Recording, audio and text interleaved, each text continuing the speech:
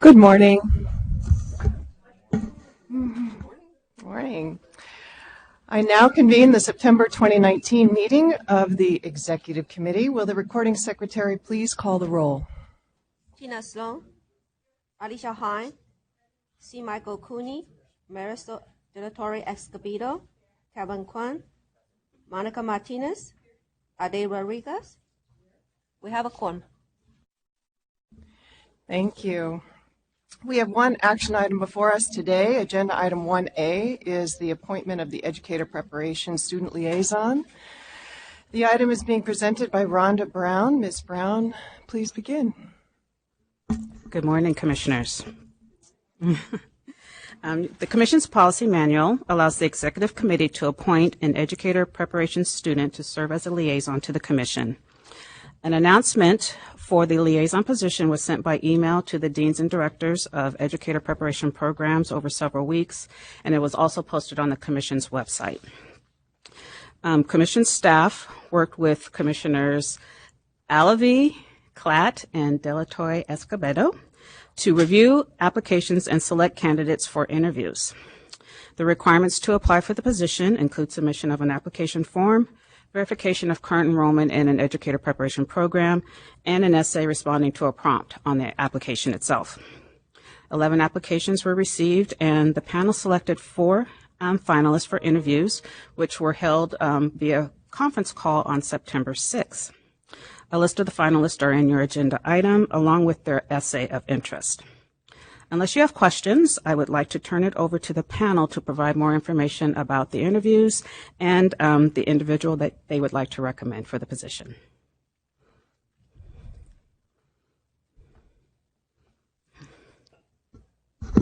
Good morning. So I'd like to start by saying that all of the finalists that we interviewed, each were very exceptionally qualified, and it was really interesting and enlightening to talk to them because they all had very unique perspectives, and each one of them would have brought just a completely different, I think, perspective to us that would have been valuable. And so it was in some ways a difficult decision to make. But ultimately, I think the candidate that we would like to recommend, I think was very well qualified, and I would like to just say to the other candidates that we interviewed that I hope you find ways to participate in this commission and bring your points of view to this commission at some point in other ways, because they were all very well qualified. But with that said, I think that we would like to recommend, and let me pull that up. Sorry, I did not know I was going to be the one presenting this, so I should have been a little bit more prepared. My apologies. But I think we would like to recommend Lindsay Baladoy to the Executive Committee.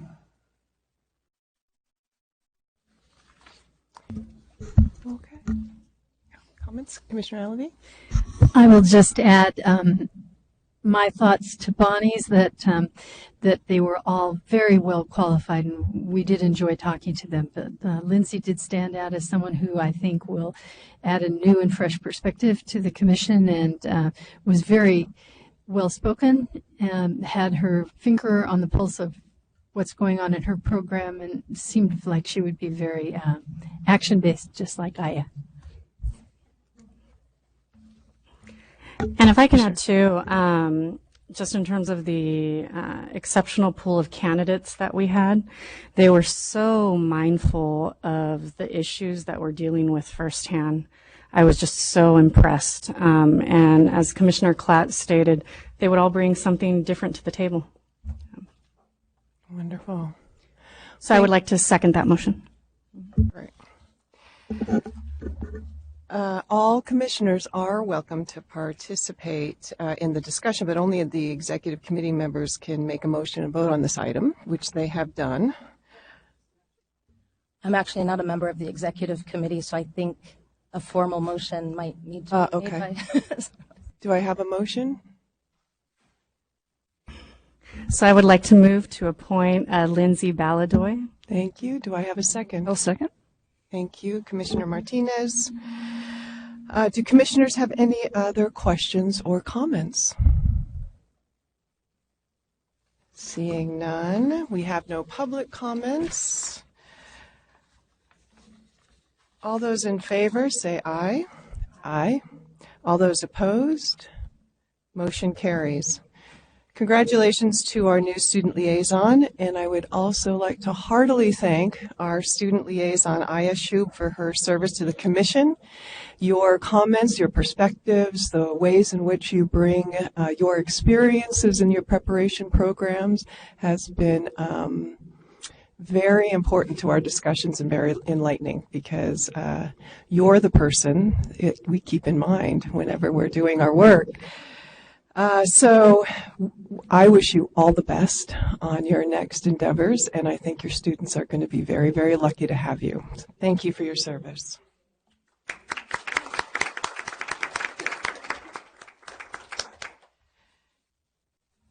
Any other comments by commissioners? Yep. Commissioner Hind? I can't believe it's already been a year. It's gone so fast. I remember when we didn't have a student liaison position on the commission, and just want to highlight what a difference it's made to have that student perspective. So thank you so much. Just echo everything that our chair said, but we're going to miss you, and good luck. Thank you. Would you like to say anything? I want to first start by saying thank you. When I first saw the email from our Associate Dean at UCR's education program, I was like, is this something that I'm going to be able to do, you know? But when you're in a teacher program, they encourage you to go outside of your comfort zone. And I think doing this really prepared me to step into the classroom and, advocate for my students. And even though I'm surrounded by teachers who have been there since 1999, most of the teachers have been there since then, I still feel that I have a voice, and I feel that I am able to, say when I think they're doing something wrong in a professional manner without acting like I know everything, because I don't, and I'm still learning. And so, and it was really awesome also to walk into classrooms and see Miss Alavi's a picture up on the wall and say, I know her. I see her at the meetings. And so it was really awesome. And I'm able to, help my cohort and tell them, well, this is what we're talking about at the meeting. So this is the changes that might be happening. And it was good to have a voice in that and be able to say that I was here when these certain changes were made. So thank you guys so much. Wonderful. Thank you. All right. This concludes the business of the Executive Committee. The committee is adjourned. Thank you. I now convene the September 26, 27, 2019 meeting of the Commission on Teacher Credentialing. Will the recording secretary call roll? Kathleen Olive, Kirsten Barnes, Catherine Williams Brown, C. Michael Cooney, Marisol De La Torre Escobedo, Anna Marie Francois, Makita Gwino Shire, Johanna Harwick, Alicia Hine, Terry Jackson, Bonnie Clapp, Kevin Quinn, Jane Marks, Monica Martinez, Castle Redmond, Ade Rodriguez, Tina Sloan, Andrew Wall. We have a quorum. Thank you. Commissioner Kung, will you lead us in the Pledge of Allegiance?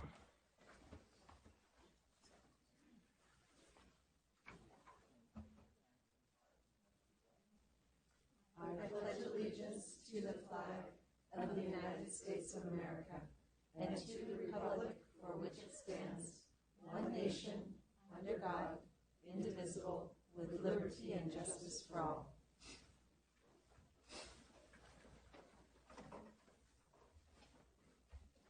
Thank you.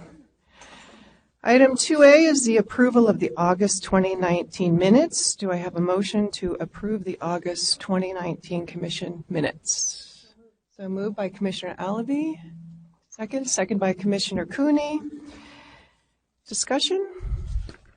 Commissioner Cooney. Thank you, Madam Chair. I've said this before, but not in a while. I read a lot of minutes on a regular basis, and it is such a pleasure and worthy of mention as to how well and complete our minutes are prepared by our staff. I know Rhonda and Haiju look over each other's shoulders to make sure there aren't any typos, knowing we're looking for those as well. But time after time, they're perfect. And so I really think it's something we probably assume, but is important in all of our proceedings to look back and be able to see such well-written notes of our meetings. So I want to express appreciation on behalf of the Commission to our staff. Thank you, Commissioner Cooney. I think it's important to say, because I think we just think Haiju and Rhonda are perfect, which they are. And so we forget to thank them every once in a while for their work. Okay, any other comments? Good. All those in favor say aye. Aye. All those opposed? Any abstentions? Commissioner Klatt abstaining. All right, motion carries. Next, agenda item 2B is approval of the September 2019 agenda. Do I have a motion to approve the September 2019 agenda? So moved by Commissioner Rodriguez, seconded by Commissioner Kung. Discussion? All those in favor say aye. Aye. All those opposed? Motion carries. Agenda item 2C is approval of the September 2019 consent calendar. Do commissions have any items they would like to consider in closed session? Commissioner Hartwig. I have several from the list.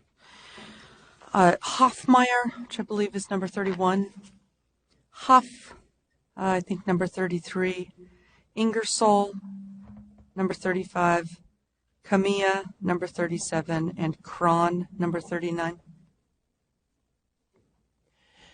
Thank you.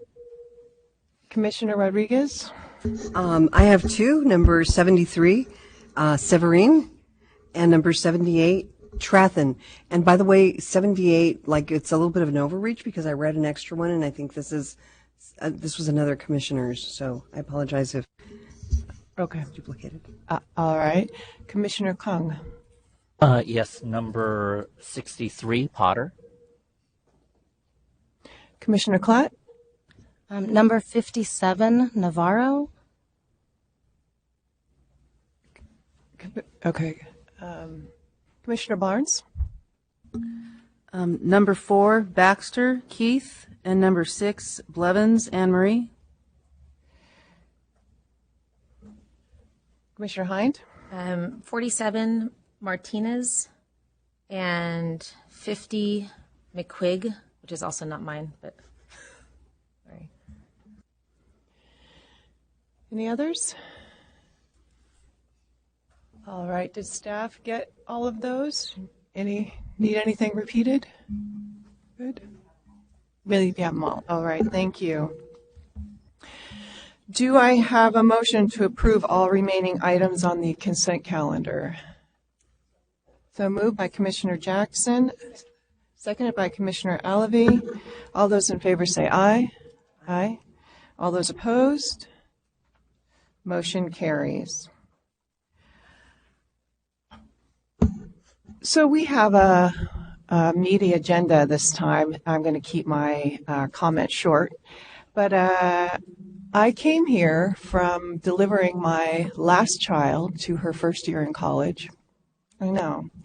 So if I burst out into tears after you say something, it may have nothing to do with you whatsoever.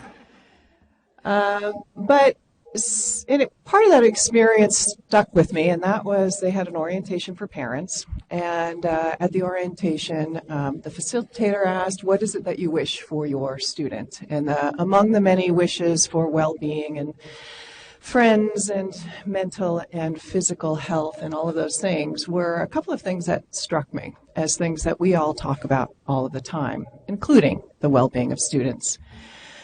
Several said, I want my student to learn how to think. And when asked, what does that mean? Well, organize thoughts, problem solve. Others said, I want them to find something they're passionate about. Others said, I want them to learn how to learn. This is a very interesting liberal arts philosophy. It's very applied and integrated. So they wanted them to learn in a different way. Another said, challenge their beliefs.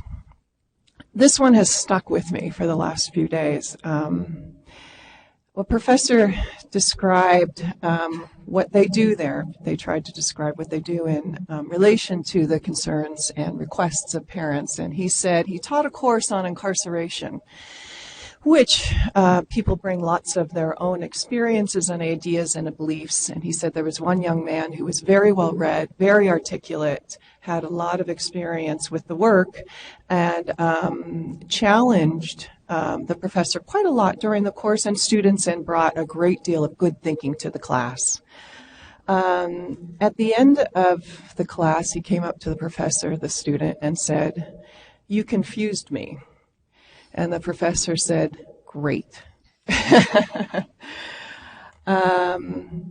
Because he said, the student said, I came in with a lot of knowledge about this and beliefs about this, and now I'm confused. And the reason this stuck with me today is we have some items on our agenda that people are very passionate about, that is very important for student learning, that we have our beliefs about, that we have developed over many, many, many, many years as educators. And it is a discussion on literacy, it is a discussion on many other things that I hope we leave today a little bit confused about, because this is not the end of this discussion. It's an important one, and we will be discussing this for several months from now, if not for the lifetime of us as educators. So please allow your beliefs to be challenged. If there was ever a time where we need to teach our students perspective taking and the ability to look at our own beliefs, it's now. So with that, I would like to turn to the Executive Director's report. Mary? Thank you, Madam Chair. I think we have to rearrange the order of this so that I can go before you. Because thank you for that. I appreciate that. That framing for this meeting. So, good morning, everyone. Happy fall. Isn't it wonderful? It's going to be cooler starting tomorrow. All of next week will be in the 70s up here, and the leaves are going to start to change. It's going to be wonderful. School is in full swing. This used to be when we would celebrate. We've just started back to school, but we're back in the traces of it now, since school is starting earlier and earlier in the year. But it is our year. This is like a Happy New Year moment, right? We're back to school, and that's the way our lives are ordered. And so it's good. It's good for us. I have two things I'd like to talk with you about. First, I'd like to introduce a new member of our staff. I'd like to invite Brandon Hinton to stand up. He's sitting in the back row there. He's sitting right next to our Deputy Chief Counsel, Michael Barth, who you don't often see in the room, but Mike has brought him down here to introduce him, or at least be with him while he's introduced to the commission. So Brandon is joining our staff as an attorney in the legal office. He has a Bachelor of Arts degree from the University of Washington in English. He completed his Juris Doctorate at the University of Oregon Law School in 2016. He served as a certified law clerk for the Oregon Department of Justice in Eugene, Oregon, where he represented the state of Oregon in child support and recommitment hearings and arraignments. He served as a judicial clerk for the Honorable Deborah Vogt in Lane County Circuit Court in Eugene, Oregon, where he had the opportunity again to work in the law for a judge. Number 5 here, he served as an honors attorney. I'm not sure quite what that is. You'll have to explain it to me. For the Oregon Department of Justice in Salem, Oregon, where he represented the Oregon Department of Human Services in juvenile dependency trials and hearings. He was admitted to practice in California, to the California Bar, in 2019. And we were very lucky to attract him to our work. He served for a brief time here as an associate attorney for the Cuneo Black, Ward and Missler firm in Sacramento, and he joined our staff just a few weeks ago in the legal office, where his goal is to continue to work on children's issues to make the world safe for school children. That's what our mission is here. So welcome, Brandon. Thank you for being here, and That's that. So Brandon's new.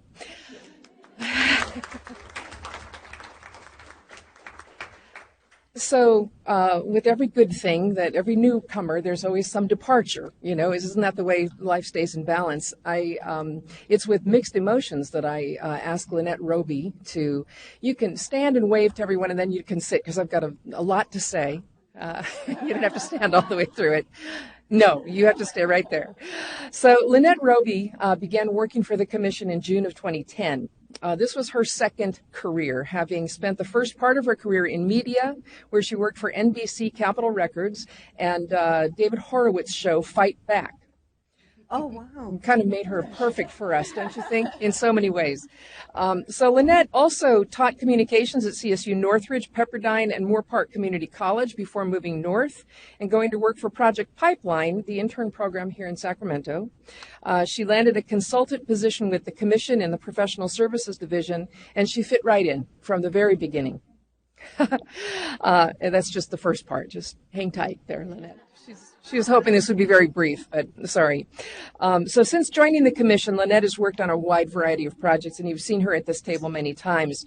She worked to establish the Commission's accreditation fee structure, and with many of the program sponsors that we see seeking to offer new programs. That's been an area of real work for her. She facilitated numerous accreditation visits, worked closely with programs to address issues that were identified by staff or the COA or accreditation teams. She established and held Accreditation 101 trainings and worked extensively on the multi-year effort to strengthen and streamline our accreditation system. Lynette was particularly instrumental in establishing the Commission's new initial institutional approval process, the IIA process that's on our agenda every month. Ensuring that any entity wishing to offer educator preparation in California is fully vetted by the Commission, and she does a great deal of work digging into these institutions and what they bring to California. The process is far more rigorous and thorough than it has ever been in our history, and we have Lynette to thank for a lot of that work. Lynette also helped to shepherd the recent revision of the Pupil Personnel Services Standards and program requirements. These standards were in desperate need. It had been a long time since they had been updated, and the revisions are intended to, and I think do reflect the current reality of schooling today. And they're a very important part of what we do to ensure that counselors and school psychologists and others really are ready to do the work that they need to do in the schools. More importantly, Lynette has quietly worked behind the scenes on the many policy items that come before the Commission and on ensuring careful attention to the implementation of Commission action long after decisions have been made. Her analytic skills, her deep understanding of policy, and her exceptional writing skills have contributed to the important work of the Commission for the past 9 years. Her commitment to high-quality education for every student and prospective educator has permeated all that she has done over the last 9 years with us. We want to thank Lynette for her service to the Commission and to the people of the state of California and to the school children in the state of California. She will be sorely missed by all of us, but we're thrilled for her and look forward to seeing what she does in the next part of her journey. So with that, I'd like to just thank you and congratulate you with all of our people here today. Thank you, Lynette.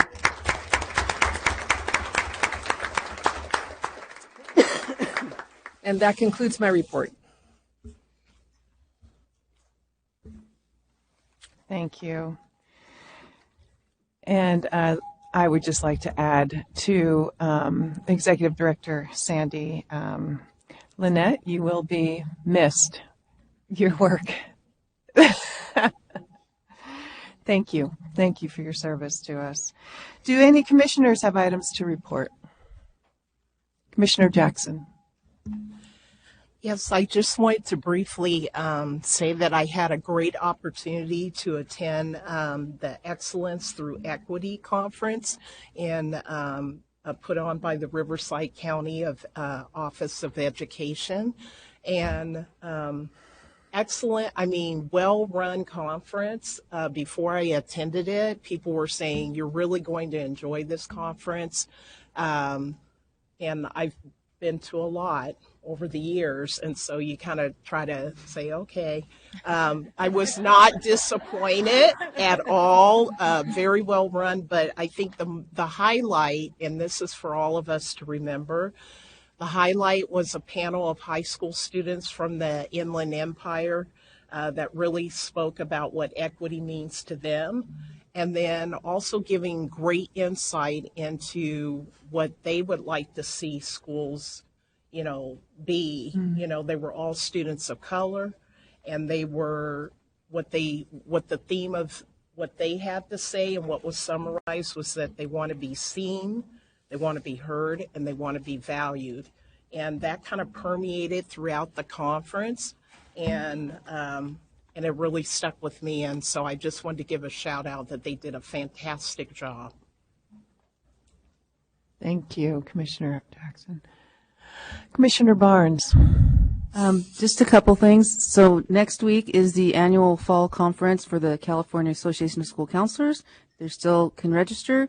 It's October 2nd is the pre-conference, and the 3rd and the 4th is the 2-day conference. Lots of workshops on everything social, emotional, college career, networking. Just a great conference in Riverside.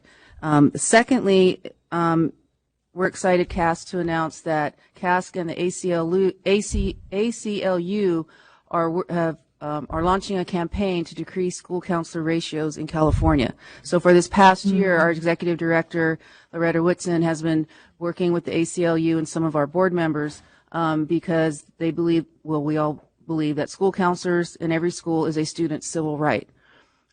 We believe all California students at every level deserve a school counselor who can address students' unmet mental health needs, increase career and college access, and provide academic supports. This campaign comes at the heels of the ACLU report released at the beginning of 2019 outlining school districts' overdependence, I'll skip that part, limited support service staff. While school counselors' ratios are better now than in the last 30 years, 622 to 1, because we were 1,000 to 1, we still have a long way to go to reach the national average of 482 to 1 and the recommended average of 250 to 1. So this year is going to involve a lot of grassroots organizing, and one of those rare opportunities commensurates with the work CAST did in 2006 to pass Assembly Bill 1802. So this is very exciting news. I mean, we all know that this. I'm preaching to the choir, and this is always my message, but it's even more important because I'm in a small district. I have 1,300 students at my site. And just as a snapshot, 2 weeks ago, in 1 week, we had 3 students that we 5150'd. If you don't know what 5150 means, they were to that point, they were so serious about committing suicide, they were committed to a institution or a hospital, but not in my area. They have to go to Bakersfield or up north. We had 2 others that weren't that serious, but we got them to mental health. We had a few cutters, same thing, got them to mental health, and we're only in the 6th week of school. I can only imagine what's happening in some of the larger districts, especially when I'm lucky, we have a 350 to 1 ratio. I can only imagine those that have 500, 600, 700 ratio. We have a lot of students out there not getting what they need. So excited about this. I know this body is in favor of anything to help students, but just wanted to report out on this exciting campaign that's happening. Thank you for Commissioner Barnes for always keeping us apprised and reminding us of this critical piece of our work and our school's work. Commissioner Brown? Commissioner. I'm sorry I missed last time, so now I know we have a full agenda, but I have 4 things to say. It's usually just 2. First of all,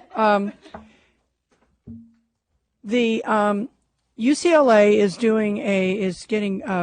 received a grant from the Heising-Simons Foundation to support the development of early math instruction in 2- and 4-year colleges, and I'm happy to be on the advisory committee as well as Professor Deborah Stipek from Stanford, who you may remember was the chair of the Child Development Permit Revision Work Group here at the Commission, and it had its first of its 3 years of institutes in Fresno 2 weeks ago that is focusing on the Central Valley for year 1 with a couple of us from NorCal and a couple of us from SoCal, and then we'll shift to Northern California as the focus and then Southern California. And it was a great conference, and the research indicates that a development and interest in early math is critical for school success, but that many of our teachers aren't comfortable themselves with math. And therefore, it sometimes doesn't, it gets a little short shrift. So this was really exciting and a lot of fun. And I just wanted you to know about it because I'll come back each year and tell you how it's developing, because it's a connection between early childhood and elementary ed that I think is really important to be supported. The second thing I wanted to mention was that is at the community colleges, the Chancellor's Office is doing a couple of things that I think are really important. Strong workforce and dual enrollment is part of its overall program of looking at developing guided pathways that will help colleges redesign themselves for student success. And that college redesign work has really important implications here, particularly in CTE, but also the connection between high school and community colleges. So that's another transition or bridge that I wanted everyone to know about. Thanks for stealing my thunder. I love to add to it. The Chancellor's Office has also offered, and my college has received, an institutional effectiveness grant to develop at the community college level an equity institute that will parallel some of the work that USC has done with the Q conferences. And that's a great connection between community colleges and the four-year universities. And then finally, okay, I'm trying to keep it quick. The partnership in education, articulation, and collaboration in higher education that started in Southern California. You may remember some of the people being on the Child Development Permit workforce. It's called PEACH, and it is a connection between school districts, early childhood education, and at the community college, and four-year universities. It's expanding into the Central Valley and into Northern California, and I think, again, it'll be a real support for these collaborations. So I guess that's my report, is a lot of collaboration to try to transition and bridge the many pieces of our responsibility. Okay, that's it. Thank you, Commissioner Brown. And when I looked at you, it was because I was interested in what you were saying, not because I was trying to hurry you up. So Commissioner Rodriguez and then Commissioner Marks. Good morning. This is a little unorthodox, but my ninth grade students are currently in the computer lab right now. And my substitute teacher is streaming this meeting because I told them that I was, just to like rationalize my absence and, or to excuse my absence and to let them know that I'm thinking about them. But also as they're there in the computer lab and, coordinating with my substitute, Mr. Hatfield, thank you so much. It reminded me of how important it is to have, when we're not in the classroom, to have somebody who is prepared and who is following our lesson plans and who has the educational background to do, what we do as much as possible to fill in that gap with our absence.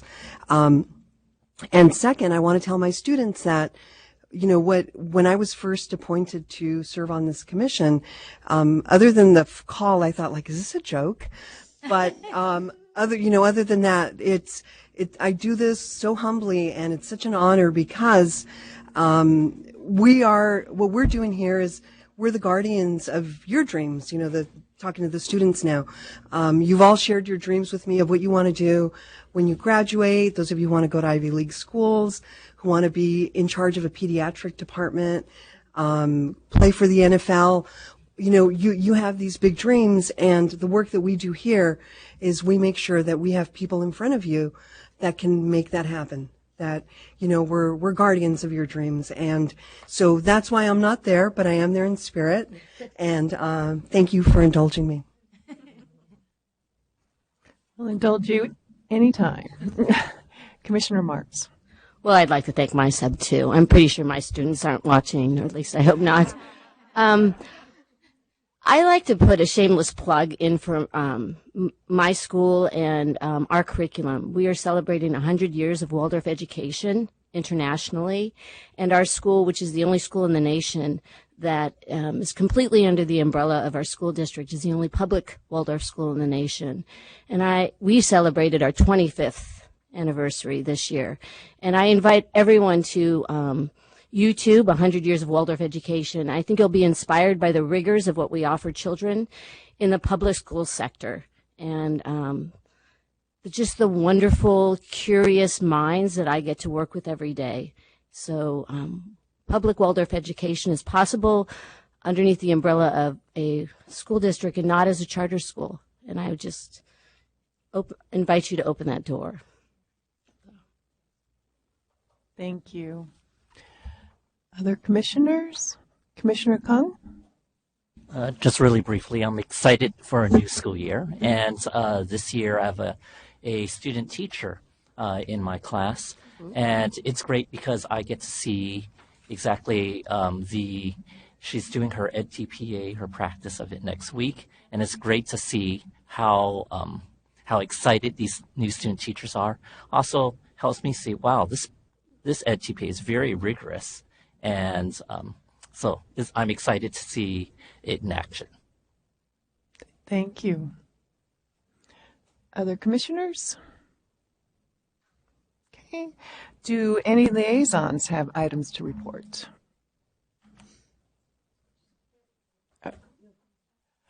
Commissioner Shoup or Student Liaison Shoup? Thank you. So I did start in the classroom back in August at RUSD at University Heights Middle School, and I'm doing English, mild mod. And I'm just blown away by not only how amazing RUSD is and how supportive they are, but we have a fairly new principal at that campus. From my understanding, she used to be the vice principal or the assistant principal. And seeing how involved they reach out to the parents all the time. They have trainings for them on how to use our online systems, how they can support their students, because it is all of, it's like a website-based school, so everything is online. And at my student teaching sites, I didn't really see that parent involvement a lot, so to see it at our school, especially with a lot of our students being English learners and coming from low-income families, it's just really amazing to see that. And our school culture is amazing. They don't give up on anybody. We do have, problem behaviors, which at middle school, I'm sure is not common. I mean, uncommon. And so it's really amazing. And I've really enjoyed it. And I never thought I was going to be in middle school, but it's definitely where I was meant to be. And I always say this to all my friends, that everything happens for a reason, but I don't think I ever believed it until now. It's such a great, school climate, and everybody is very supportive. I'm in a team of mostly males, and I thought I was a little bit apprehensive. They all went to school together when they got their credential, and I was like, what am I going to do? I'm like the outcast. I'm so young. Their daughters are my age. How am I going to get involved? But it's a really good campus, and my principal is really supportive because, I don't know if all of you know, I'm still in school. I'm doing my PhD now, and I was a little bit worried, how is this going to, work? My first year teaching, and I'm doing a PhD, and she's really great. They really encourage professional development and professional growth. So, Miss Alavi, if you ever want to stop by, come into my classroom.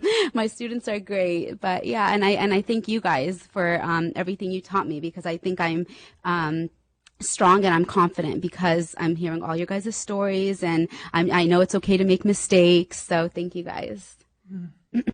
Thank you. And thank you for the new teacher plug for junior high school teaching. I know from my experience as a director, almost no one came in thinking they wanted to be a junior high school teacher until they'd experienced it. Commissioner Rodriguez. Thank you.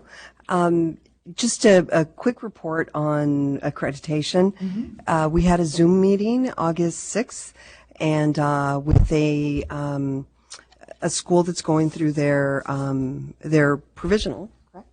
And we're just trying to verify some information.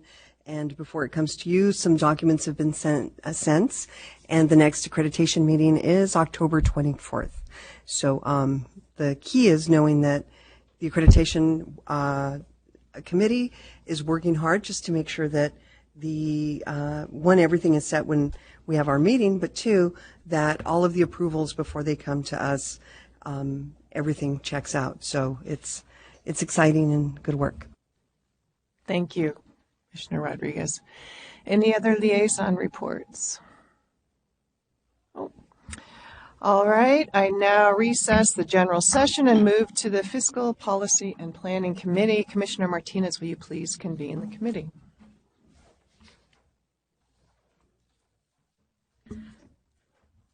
Before I convene this part, I want to just thank Aya again, because when you were talking, you reminded me of how amazing your interview was when we interviewed you for this role. And it's amazing to see what a great learner you are and how you integrate everything, and very excited for the school you're in, how you describe it. We wish all our new teachers had such a great school to go to as you describe, and amazing that you are already in a PhD program. But thank you very much. It really did bring back good memories every interview. So, by now convene the September 2019 meeting of the Fiscal Policy and Planning Committee. The committee has one information item before it today. Item 3A is the Commission on Teacher Credentialing Budget. Michelle Perrault will present this item. Ms. Perrault, will you please begin? Good morning. We're gonna try to use a little technology, so bear with me here, okay? You know, we get to start out our morning talking about numbers, so I hope everybody's had some coffee or some form of caffeine. But just wanted to spend a little time this morning with all of you, updating you on the Commission's 2019-20 projected budget. And we're going to review some of our revenue as well as some of the expected expenditures that we are anticipating for this fiscal year. So, all right. To start with, I just wanted to provide a very quick, brief overview about what the budget process really looks like. I know we spend some time, and you see me come and present to you between January and June every year about what's happening as it relates to the process legislatively as well as at the governor's level. But the budget actually starts a little bit earlier than that for us, and starts in that preceding year in September, when, as an agency, we take a look at what we might need as it relates to possible resources, changes, positions. And in September of every year, we are required, if we would like to have a budget change proposal considered, to submit that to the Department of Finance. And so we actually just did that earlier this month, and have asked for a couple of considerations as it relates to some position changes in the upcoming year, but that will be for next fiscal year. So we actually started our process last September for the fiscal year of 1920 that we're currently in. And then the Department of Finance takes the fall time to review those proposals. We sometimes have conversations with them if they have questions about, what we're requesting, or they need some further information, before we actually start in January with the full legislative and governor's process as it relates to the budget. And then I won't spend a great deal of time, but from January to June, we see the governor's proposal in January. We spend some time talking with the legislature. They have their legislative budget hearings in March and April, typically, of every year. The governor does a revision in May. The legislature takes up those revisions and then has to pass a budget by the middle of June. The governor has to sign that budget prior to the last day of June, and then the new fiscal year takes effect July 1. So our new fiscal year for 1920 started this past July 1st. So just a little bit of history related to the Commission and our resources in general. We are what you call a special fund agency. Our funds are provided to us through two main sources. Our Teachers Credentialing Fund, which we refer to as the TCF Fund. That is the majority of our funding, and that comes from the fees that are paid through credentials. When somebody applies to have their credential renewed, or they apply for a new document with us, that fee associated with what they pay for that helps to fund the TCF. The second fund we have is our Test Development Administration Account, or our TDAA account. I'll try not to use a ton of acronyms, but just so you have a sense if you hear it. That fund is mostly built on exam fees. So again, when candidates sit and take examinations, a portion of those fees come back to support that fund. That fund specifically, and we'll talk about this a little bit later as well, that fund then is expended for those same types of activities. So we use that funding to support exam development and such. And you've seen some of those one-time expenses in the last couple of years. I just wanted to note we don't typically have any general fund support. So again, we're a special fund agency. That being said, you've heard us come and present in the last several years. We have received some funding in the form of grants, and that funding has typically been pass-through funding. So we've had almost $200 million come in the last almost 4 fiscal years to provide grants to infuse the field, the teaching field, in different ways. And so that is not coming out of our funds, our special funds, but typically has been general fund support. And then there's just a little piece which we call our funds reimbursement. And when you see it, I wanted you to have an understanding of what that is. We receive some funding that is considered reimbursement funding. It comes to us, and it is, again, a pass-through through the commission and down to where it needs to go. We have 2 specific ones for this year. Our assignment monitoring, it's federal funding that comes to us each year. It comes to us, and then it gets sent down to the county level for them to support their work as it relates to their assignment monitoring. And then the last one, this one is actually, this is the last year we're receiving it, but we received some funding through, it's called our Wallace Grant, the Wallace Institution. They have helped provide some support with our work on Cal APA. And we've received a little bit of funding, about around $100,000 in the last 3 fiscal years. This is the last year we're receiving that. And it's considered a reimbursement because it's private funds that comes to us, and then we use it to support, in this case, the Cal APA work. I just wanted to, this is in your item as well, but I wanted you to see just sort of the trend as it relates to our credential volumes. As I mentioned, our TCF account is supported mostly by the credentials that come in and the fees paid associated with those. As you can see, our overall volume, and it's hard, I know it's a little bit hard to see and it's in your item, but the majority of our credential volume comes from online renewals. And then we also have additional online recommendations, paper credentials. You can see that top line, and they build upon each other, is continue to steadily trend up. We do have a slight dip that we did see this past year. However, we really don't believe that we're going to see now a downward trend. As I mentioned just previously, excuse me, with all of the funds that have been placed into the grants to try to support and infuse the field with new teachers, we actually anticipate that number is going to continue to steadily, increase or stay the same, if not, as we start to see some of the results of those grant funds coming in the form of new teachers. So this chart, I'll kind of go through it so you have a sense. It's a lot of numbers, but this chart gives you the overall of what we have as our beginning balance. So you'll see at the very top, it's laid out as it relates to our teacher credentialing fund, our TDA account, and then that reimbursement I spoke about. That first line tells you what our starting balance is, and this is our starting balance as the Department of Finance has determined it. So that's considered our reserve when we begin the first, at the beginning of the fiscal year. Then we spend some time, they do a projected revenue, they being the Department of Finance. And what they do is they look historically at what has been the resources coming into both of those accounts, and they make their best guess estimate about what that revenue will be. I'd like to say on the revenue, though, just a side note, the revenue is a snapshot in time, right? So they are looking at what they believe is a projected revenue. What we do here at the staff level is we monitor throughout the year to see what the revenue fees are coming in at. They may come in slightly above, they may come in slightly below, but we monitor that throughout the fiscal year. Then we have what is our projected commission expenditures or our appropriations. We're provided every year by the Department of Finance, and then it's part of the Budget Act appropriation, the amount that we may spend in both of our accounts. And as you can see, we have, a deduction of what is allowed for expenditures in our TCF account and our TDA account. And then that $408,000 is the reimbursements. $100,000 of that is the Wallace. $308,000 of it is the assignment monitoring that gets passed through, for a total expenditure appropriation of just over $29.5 million, $29.615. assuming all of these numbers are exactly accurate, and we know that there'll be some fluctuation, then we end up with what we have as our projected reserve at the end of fiscal year 1920. And as you can see, in both of our accounts, we shall have a healthy reserve at the end of the year.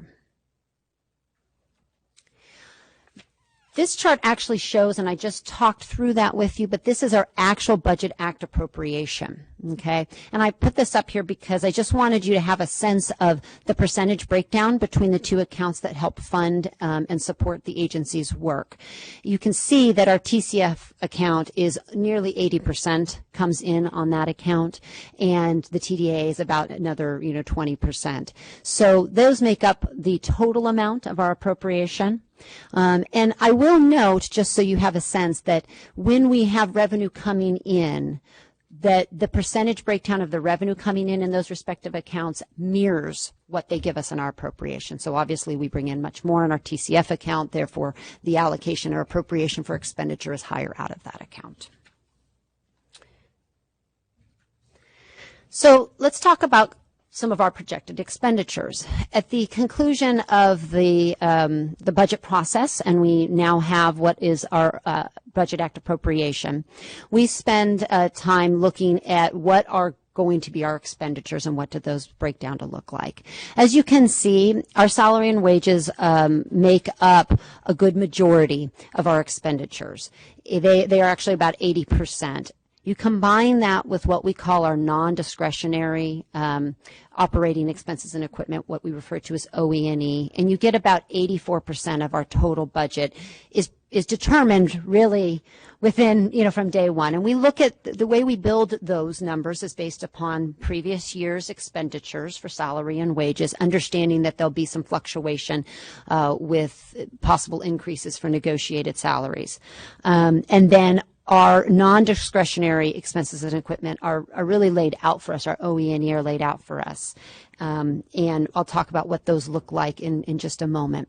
And that leaves us about 16% of our budget, or just under $5 million, for what we refer to as discretionary OE&E, which means, it sounds like it means we then have an opportunity to use that funds for whatever is necessary, and that is true to a certain extent. But that actually pays for the rest of our general operating expenses. So that would be travel for staff, training, anything that is needed here in the building to keep the building running, that falls into that category.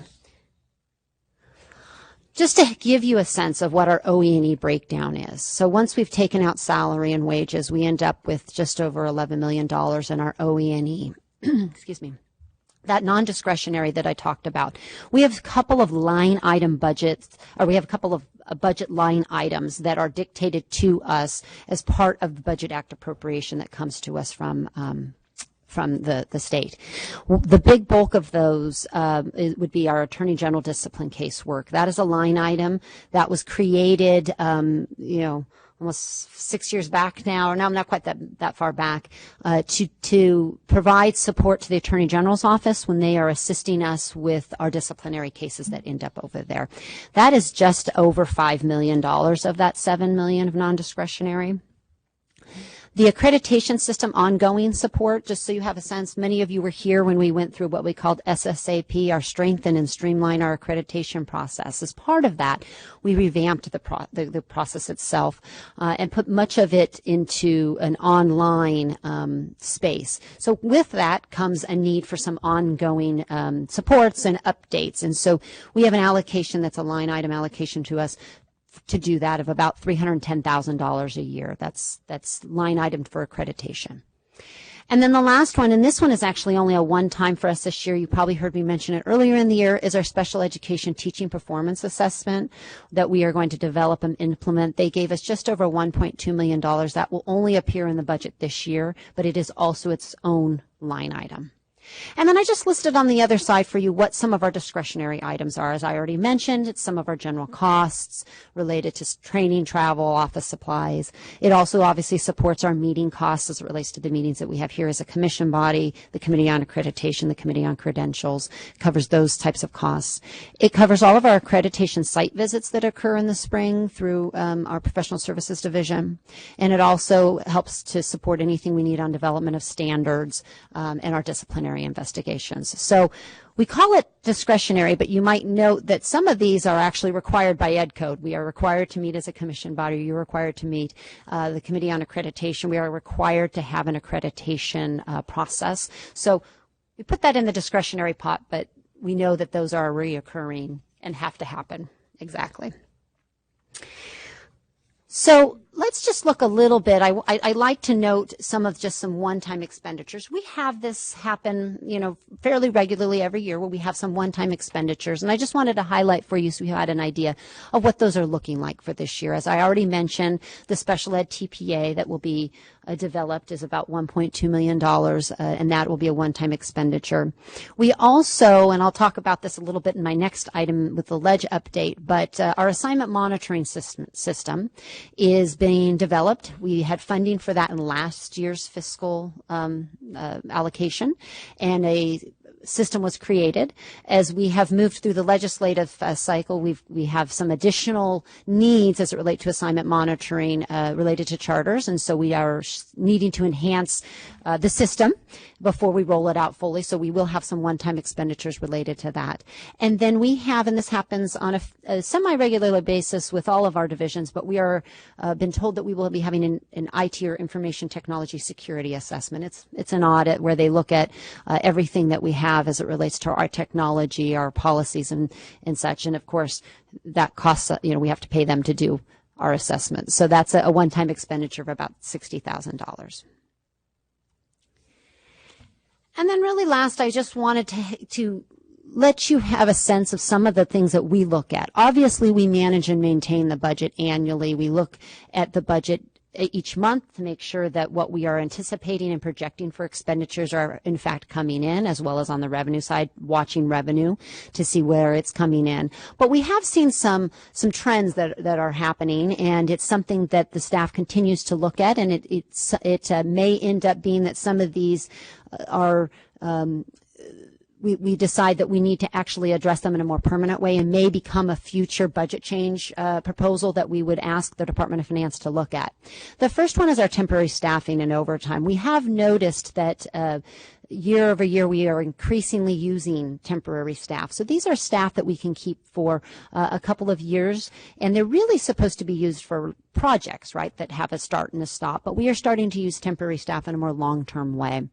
The Department of Finance estimates that we actually would spend about $150,000 a year in temporary staff. We're actually spending almost a little over $650,000 a year. So a significant amount of, again, that discretionary OE&E is going to pay for some of this temporary staff. And so we continue to monitor that, as well as our overtime costs, which end up being about $30,000 a year, to make a determination about whether we need to ask for some additional resources to address workload. The other one that we are starting to see an increase in, and this is just beginning, so we'll continue to monitor it, is our accreditation workload.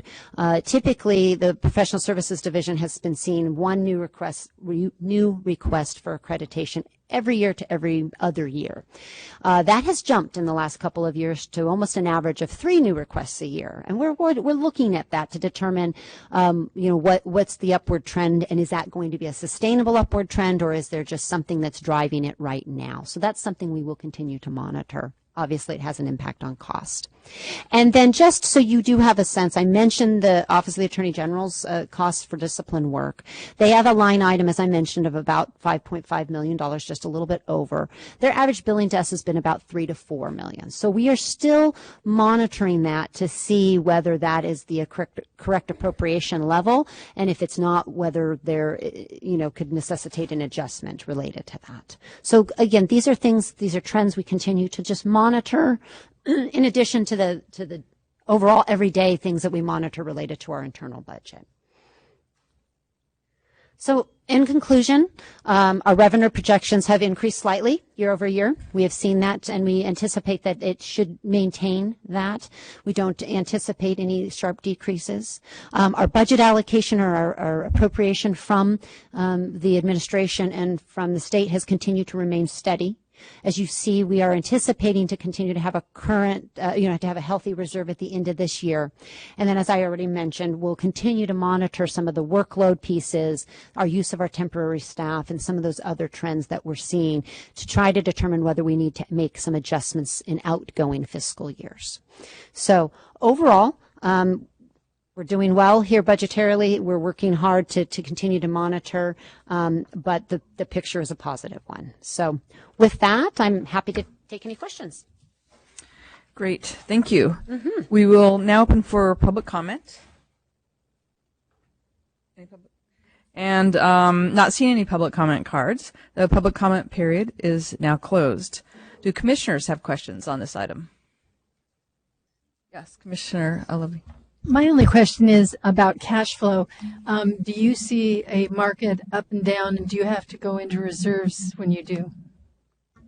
So we have not had to go into reserves in the past several fiscal years. We take a fairly conservative approach when we are doing, obviously, our budgeting and budgeting projections. We must stay within what's allocated to us or appropriated to us from the state. We have not had to dip into reserves in the last, well, since I've been here, since 2011, right?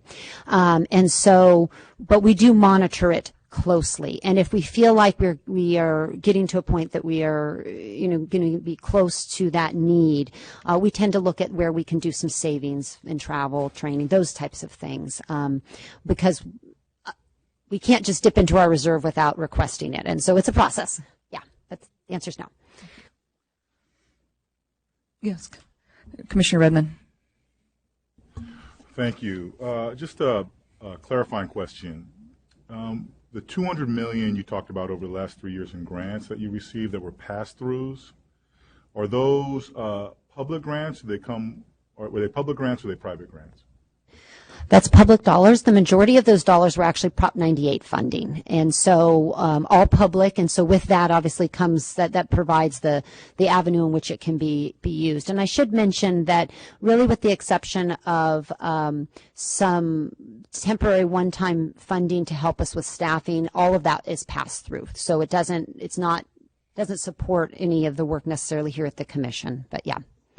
Just quick clarification: is that predetermined, or is it sort of annually determined how Prop 98 dollars that come here will end up being used? That's determined through the budget process, and what happens is at the state level they will look at what's happening within the Prop 98 allocation and make a determination if there are some. These have all been one-time expenditures out of Prop 98, and so they will make a determination, and then it is actually laid out in what we call our budget trailer bill, which is the language. It's, there's the dollars, and then there's the language that tells you how to use it. It dictates how the grants have to be administered, and so in each of these cases, that's what has happened. Would a good example of that be the teacher residency grants as a pass-through? The teacher residency grants, as well as the local solutions grants, that was $125 million. Our classified grants program, which it was a one-time that they allocated some funds, and then it was so successful and there was so much demand, they went ahead and allocated an additional one-time the following fiscal year so that we could expand that program. So they take it on a year-by-year basis, and they look at where there could be some need in trying to infuse the field with teachers. And a bit more of a follow-up from Commissioner Redmond. So then there'd be administrative costs that are incurred by CTC. I assume that's not part of the pass-through grants. So there's like no overhead or support for the administrative part that CTC has to take on. Is that correct? That is correct. We did get 2 fiscal years ago, which came out of our funds. So it's not coming out of Prop 98. It's coming out of our special TCF funds. We did get one full staff person, Kara Mendoza, and you've seen her come and present on the grants, and she's a permanent position out of our own funding. The only other funds that we received prior to that was some temporary funding dollars to bring in a temporary staff for 2 years, because I think at that time it was the first year they had done some grants and they weren't sure, how long term it was going to be that we were going to be administering them. But no, other than that, we do not get we don't take any overhead out of the grant funding itself unless it was dictated within the language. And those are the only 2 times it has been. Additional questions? Yeah. Commissioner Brown? 2 quick ones. One is on the TCF piece. I'm reading credential applications. Does that include the child development permit applications as well? That's all documents. Yeah, all documents. Mm-hmm. And then my second one is about accreditation. And you'll excuse me if, as an early childhood person, I'm a little naive about this, but do the teacher preparation programs pay anything for being accredited, and where is that here in the budget? Good question. So yes, they do pay fees to be accredited, and those fees are reflected in the budget themselves as well. So they're different than the exam fees, which are paid by the credential candidate itself, but the programs for accreditation do pay fees to us, and I don't have that breakdown right in front of me of how much that is versus the credential fee, but Terry might know. She's nodding. Terry's nodding. So. I only asked because, again, similar to your question, the commission has to do a lot of work around that, and is that taken into consideration financially? Right, given that it's actually counted in discretionary, correct? Terry? So in the state budget, and I don't remember the exact perfect years, it was in the 13 to 15 time frame. The state budget first set up the cost recovery or extraordinary fees for any institution that does something above and beyond what's normally scheduled. But that's only one type of fee. The next year in the budget, the state set up that institutions should have to pay something to participate in educator preparation. And the commission acted on that. You set up a fee structure. The fee structure is based on two components. One component is an institution fee, and that's based on how many recommendations on average over the past 3 years the institution has submitted, somewhere from $1,000 to $2,500. So smallest institutions only pay $1,000 annually for that. The largest institutions pay $2,500. In addition to that, there's a per program fee, because the more programs an institution offers, the more work is involved with that institution. We have 3 levels of program fees depending upon how complex and long the programs are. Nothing easy, you know. The smallest program fee is $200. The largest is $400, and I bet you can guess that the middle program fee is $300. There's also the ability for an institution to declare a program inactive, which means they are not admitting any new candidates right now, but they don't want to withdraw the program. In that case, the program fee is only $50. So there's quite a complex Excel spreadsheet that has to be created every spring, and their institution fee is listed, their per program fee is listed. Those invoices go out early in August. In fact, I believe I heard under 40 institutions are left to pay the fee for this year, which is actually quite an improvement. Fees are due by October 31st, and if the fee is not here on October 31st, on November 1st, the institution has their ability to submit credential recommendations turned off. All of that is in Title V regulations, which allows the commission to do this. Thank you so much, Terry. Commissioner, we have another question by the Commissioner. So this is I was going to say I know all about that because yeah. Hopefully all of yours are turned on right now. In a different way. In fact, I'm sending an email right now and make sure that check cleared. My question is different, though. It's wonderful to see a healthy reserve, but I'm wondering strategically if there are risks to having too large a reserve in place. And how you're thinking about that, what's going on with the reserves. We do have a healthy reserve, and it is something we continue and continue to have dialogue with the Department of Finance about. A reserve is always a delicate balance, right? You don't want something too low because if the economy dips down, then you want to make sure that you can continue to sustain through lean years. However, you get to a point where if a reserve is really, really high, then perhaps we need to look at, are there needs that could be met that are going unmet because of the reserve, or other factors. It is something we continue to look at. I think that we'll continue to have that collaborative dialogue with the Department of Finance. I think there has been, particularly in the last several years, some uncertainty about some of our cost factors, particularly as it relates to the work on the discipline level from the Attorney General. And we're still sort of at a place, I think, we're getting closer to a better understanding, but we're still trying to determine where those costs are going to level out before we really try to make a determination about how to address the reserve. But certainly we are feeling the need as we see some of that temporary funding go up, costs going up for temporary help, that we would like to try to figure out what is that balance. But yes, absolutely, it's something we keep our eye on. And just in very recent history, in the 2011-12 year, the year that I started, 11-1-11, I sat at this table and we had a $2.5 or $2.2 million deficit that year in our overall budget that we had to take a loan from the TDAA account to keep the TCF account in balance. And I, in communication with finance at the time and with the administration, very strong messaging, live within your means, don't continue to borrow from your reserves. So that was 11-12. 12-13, we had a balanced budget and we did not go over and we didn't have to borrow. But we did have to stop doing accreditation site visits because we didn't have sufficient funding in our budget to support our operations. And that began the process of looking at how should we ensure we have an adequate budget to support all of the work. And so the fee process that Terry Clark just described to you was born out of that, as was a fee increase from $70 to $100 for credentials. And so I would say at this point in time, we have a healthy reserve, we have healthy budget, we're living within our means. And we're doing everything that Michelle Perhalta has just described to you.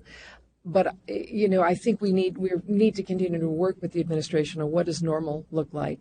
And that I think is a conversation that we're all in right now and will continue to be in as we normalize the budget. But this is far better, far, far better than 2011-12 picture or 12-13 picture. Thank you very much, Executive Director Sandy. Chair, Commissioner Sloan? Executive Director Sandy, when you talk about what normal looks like, I think the other thing that you have here in this item is the increased costs with the increase in credential applicants, the increase in programs wanting to offer preparation, which are all things that we want to encourage in this time of shortage. And we hope that that is going to increase. And we also see in the Title II report programs' projections of the number of increases that they hope to make over the next 2 to 3 years in the number of candidates, particularly going through the shortage areas, math, science, and special education.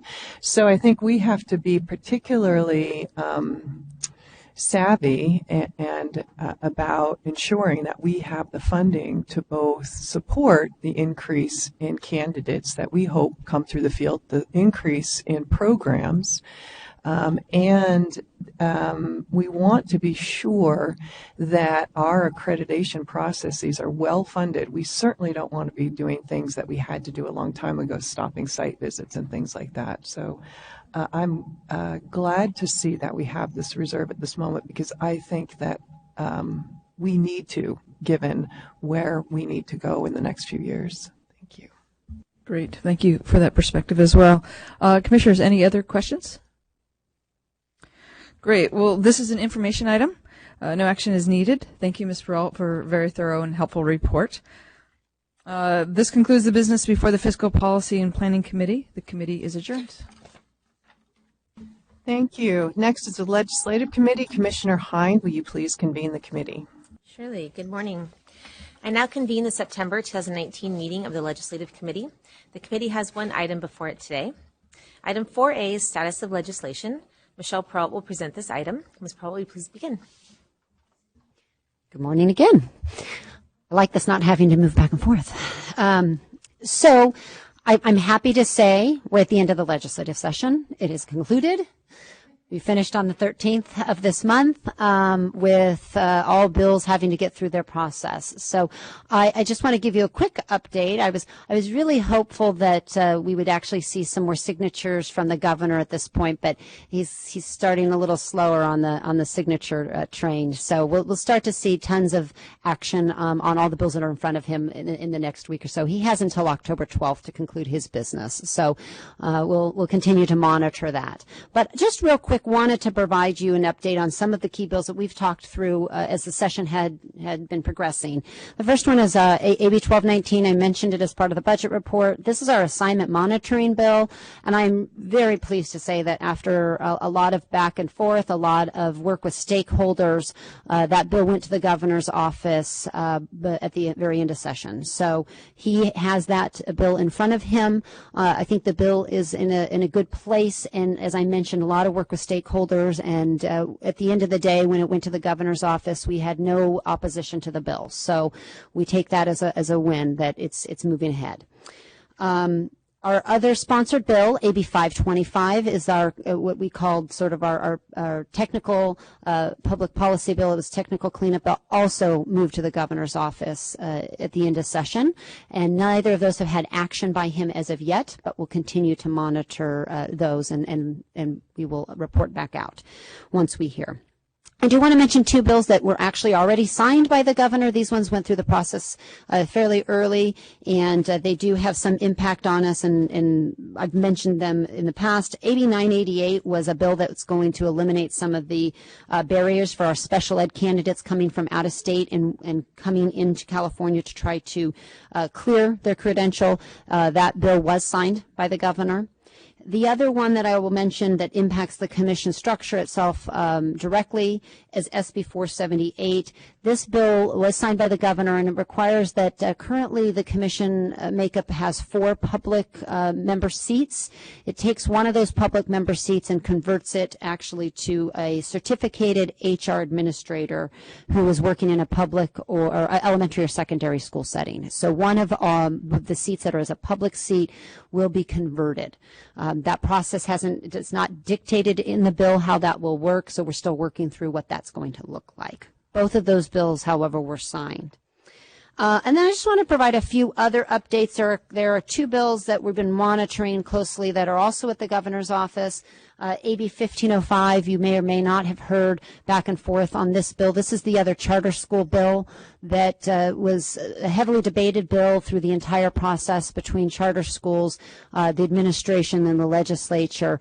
They did come to a compromise, a deal on that bill, and it did move forward to the governor's office. As it relates to how it impacts the commission if signed, it will require that anybody in a charter school who does not have a certificate of clearance to get that certificate of clearance before July 1 of 2020. It also does provide, it requires all individuals teaching in a charter who are currently teaching to get the, to hold the required teaching certificate for their assignment by 2025. And then for anybody new who was hired into a charter following the 1920 school year, so for the 2021 school year, they must come in with the correct credential for their assignment. So those are there's some other components as it relates to charter school oversight but that don't relate to us directly, but those are the pieces of the bill that would impact the commission. The other bill that we're watching is AB 1658. This is a bill also in front of the governor that would require the commission to convene a work group to study the issue of the adult education teaching credential. This, you may be familiar, we did a work group on this a couple of years back related to it, looking at the credential structure itself and whether there were any changes to be made. This bill is very similar to that, and it is at the governor's office for consideration. Then there are a couple other bills that are 2-year bills, but I just want to mention them really quickly because we know that they are going to be part of a conversation that will happen this fall with the intent that the bills will move forward when the new legislative session starts in January. The first one we've talked about is SB 614. This is a bill that's dealing with RECA and how we want to manage RECA. It currently proposes to get rid of RECA and create an alternative. There's continued dialogue between the stakeholders. The commission is included in those conversations, commission staff is, about what that should look like. But we anticipate that bill will move forward in the beginning of session, likely with some amendments to its current form. So that is a topic that will continue to be discussed. The other topic, and there are 2 bills right now that are 2-year bills. I don't know whether they'll take them up in those form or in something else, but is AB 182 and AB 1410. They both deal with computer science. This is a conversation that is we're hearing a lot of noise and dialogue on, and I anticipate that we'll continue to have some conversations both with possibly the authors of the bills, the administration, and other legislative members who are interested in looking at computer science specifically, and whether we need to determine that it's time to have a full computer science credential, or how do we assure that we have teachers teaching computer science, and what does that look like, right? What is it that they are allowed to teach, and where does it land? The last one I'll just mention, because this has continued to be a conversation, is AB 123. This is, you'll remember in the beginning of session, we had a lot of dialogue around early childhood education. This conversations continue to happen, particularly with an interest from the administration. Many of the bills didn't move forward this year because I think there's still a lot of dialogue occurring about what that needs to look like. AB 123 specifically impacts the Commission's work because it deals with the credentialing, or what's the requirement for somebody teaching in early childhood. The bill currently still has a requirement for them to have a BA, and then some other pieces and components for them to teach in that space. But again, we anticipate conversation on that bill, and my guess is there'll be some amendments to it before it comes back in the next session. So I know I talked probably pretty fast and gave you a lot of bill numbers, but if there's any questions, I'm happy to answer. Excellent. Thank you so much. We are now open for public comment. I have no public comment cards, so we are going to close public comment. Commissioners, do you have any questions or comments on this item?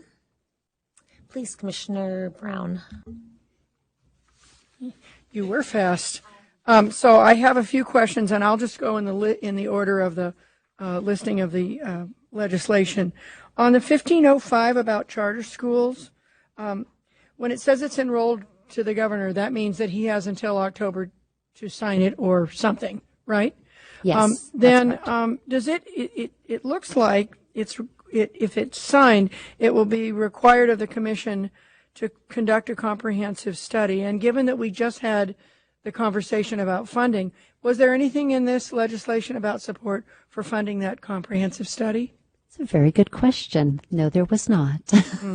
So there's no funding in it, but it does require the study. And I should have mentioned that was the other component about 1505 is that we need to analyze and look at, this is credentialing requirements in the non-core space for charter schools, but no funding. And yes, enrollment, if you see that it's enrolled to the governor, it means it's going towards his desk, and he has until that October 12th deadline to sign or veto. Okay. Then along those lines, I have a few more questions. So the AB 1658 about adult education, should he sign for that work group? What's the responsibility of the commission in that work? So the bill is actually really fairly broad. It requires us to convene a work group, and it lays out within the bill's language the specific individuals that must be included as part of that work group, and they include, the community colleges. They include practitioners actually teaching in that space. It does not provide a parameter related to timing, however. It just says we shall convene the work group.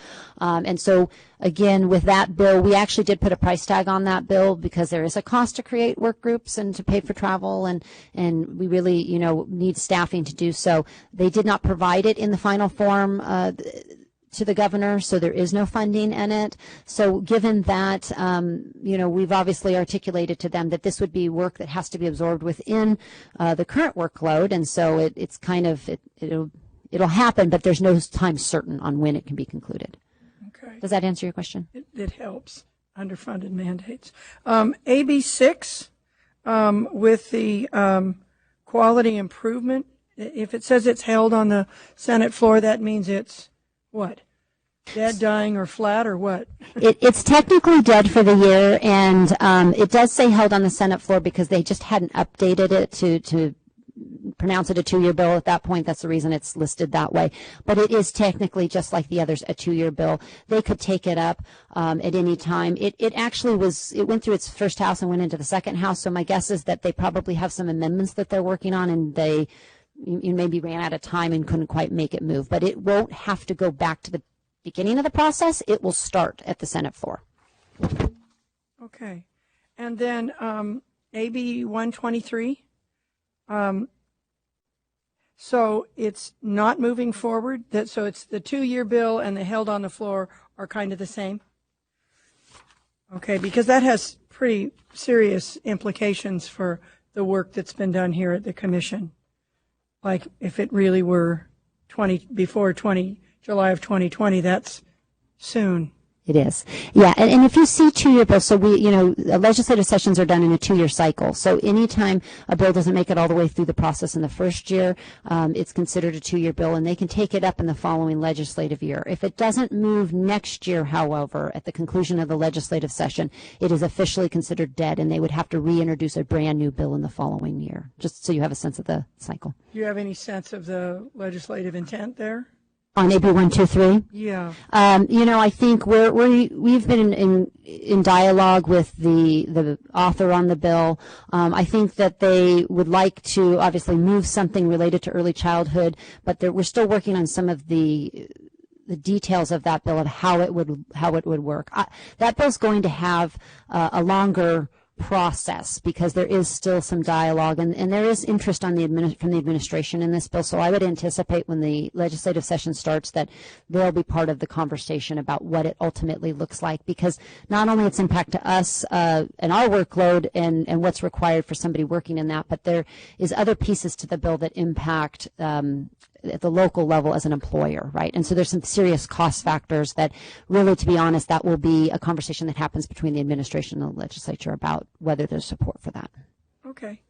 And then finally, sorry, guys, SB 478, you said it's been chaptered into law.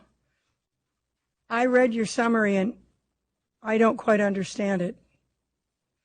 Instead, it deletes the requirement for post-secondary education commission to appoint a rep. Does that mean UC, CSUs, and privates aren't on it?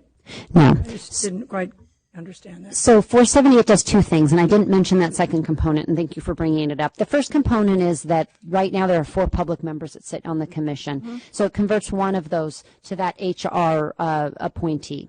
The other thing it does is it eliminates language related to CPEC, which is that post-secondary commission. No longer exists. It hasn't existed for several years. Governor Brown got rid of it many years ago, and so it's old language. So really, it's just deleting that appointee because that appointee doesn't exist, and it's codifying in law really the appointee of the community college, which we have, but it puts it into statute. So those two pieces are really very technical. That doesn't really impact anything related to who's sitting here as a representation, other than that public seat does get converted. So that's where we will see a change, is in that one seat.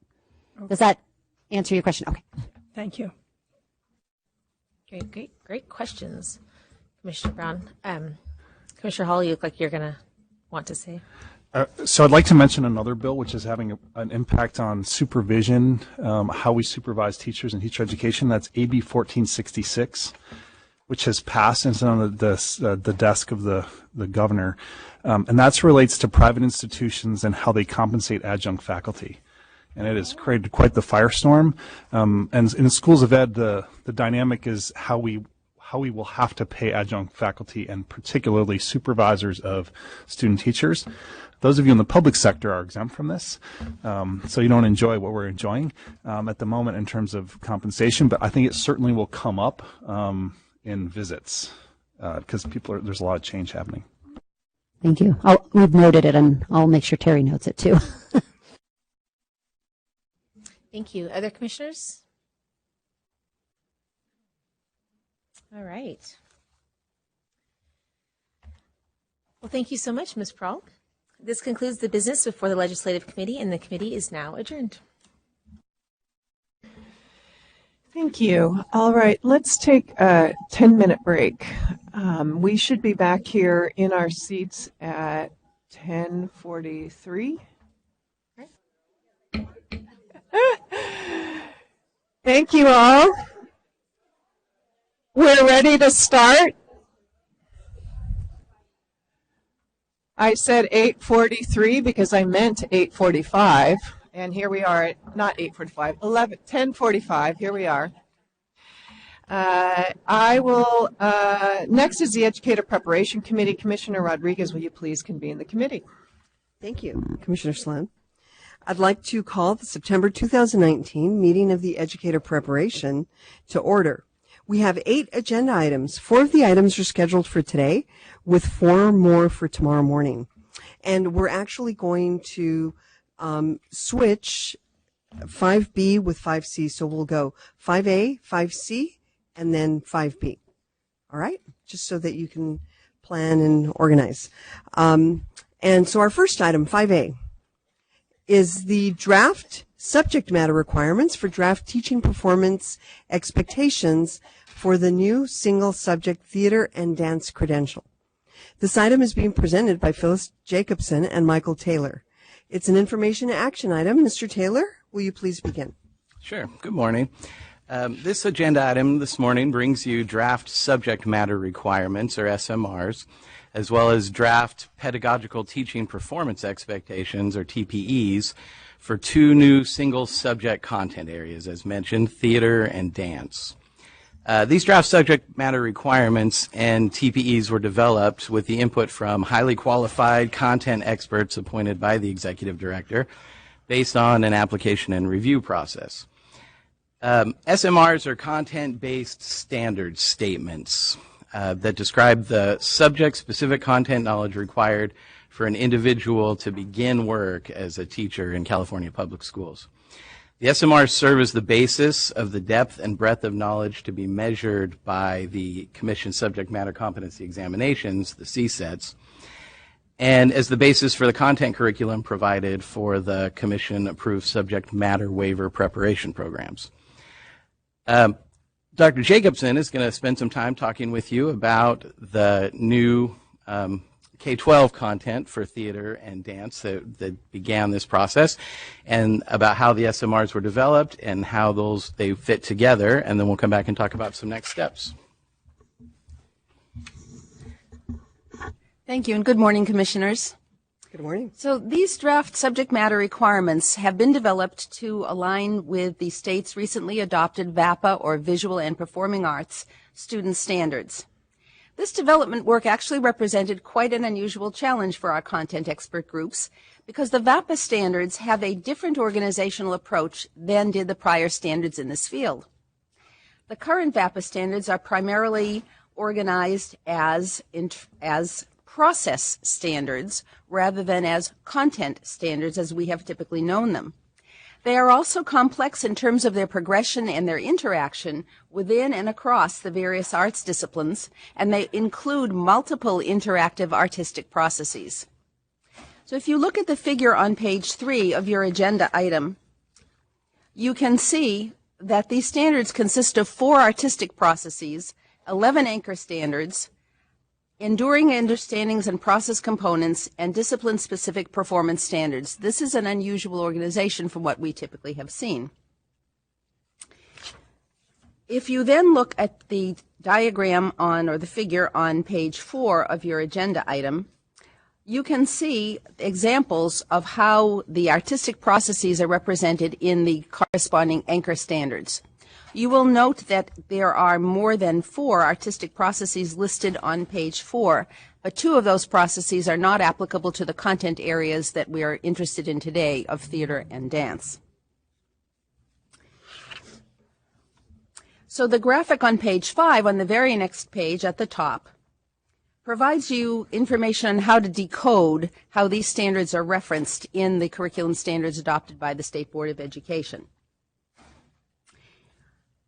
So you have the grade level first, you have the discipline, so here you have an example from theater, you have the artistic process, which is creating, and you have an anchor standard, which is number 2, and then you have which subpart of that standard is being referred to. So this is a complex organizational structure, and we always have to go back and keep in mind the 4 artistic processes of creating, performing, responding, and connecting. So on pages 6 and 7 of the item, we're showing you how that complex organization actually plays out in an actual standard from the dance standards. We just took that one at random just so you could see how that plays out. So as a result of this significantly different and complex organization of the VAPA standards, the draft SMRs were similarly developed to be consistent with this structure, this approach, and the labeling conventions. The SMRs have been organized in terms of each of the 4 applicable artistic processes, then their associated anchor standards. So if you look, for example, at Appendix A in page 15 of your agenda item, you can see an example of how these are referenced. So next to every one of these SMRs, you have a reference back to which of these standards is being referenced by that particular SMR. This is how we establish a tight content alignment between what is in our SMRs and what is actually in the K-12 student standards. On page 8 of the agenda item, we've provided you with information about the process used to develop and validate the Commission's standardized examinations, such as the CSET.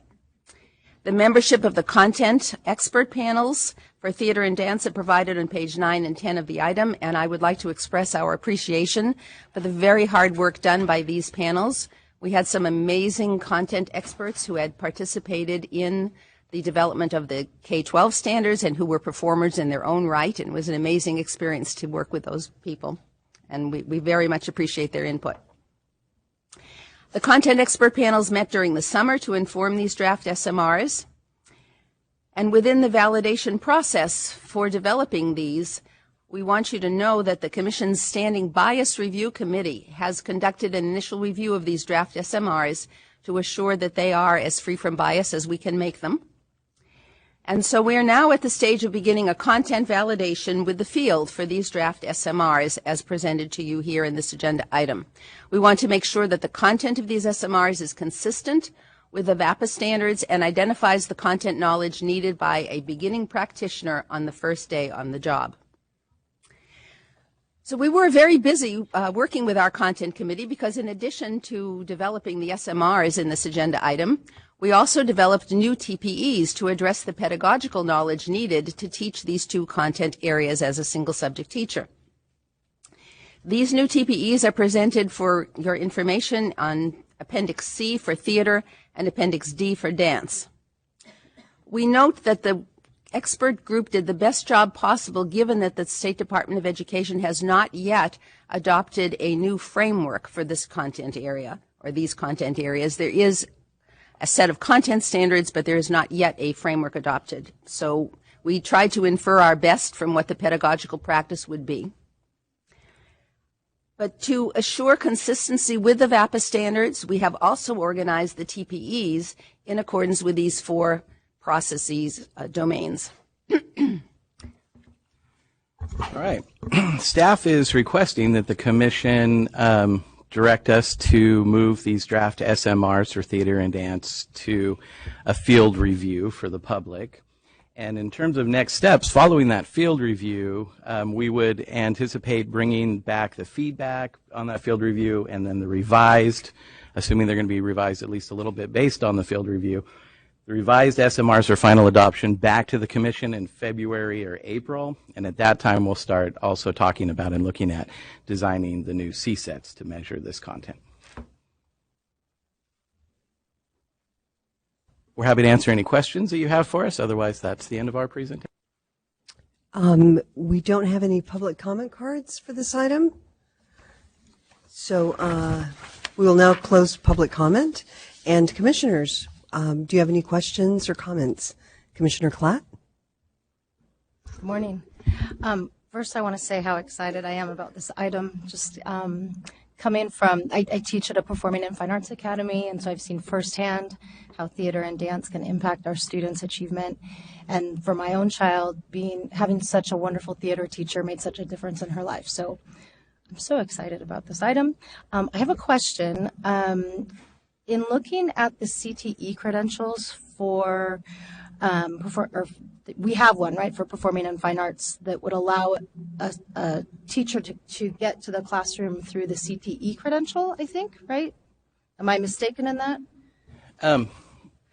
For these specific subject areas, there's been a number of pathways Okay. teachers have gotten to them in the past, but because these are new credentials, that's going to be the path moving forward, So- is to be credentialed in this area. So I guess that's what I was going to ask. So a teacher previously could go through the arts, media, and entertainment CTE credential I think that pathway. was that a pathway that you're aware of? We're looking at Terry. Yes. Okay, so we could come through that, and so now we're going to have these single subject credentials. And so I guess my question was, will this just represent now multiple pathways that a teacher could land in a classroom to teach these subjects, or will that one go away, or what would be the difference between these two? Yeah, I think we're going to let Terry. Okay.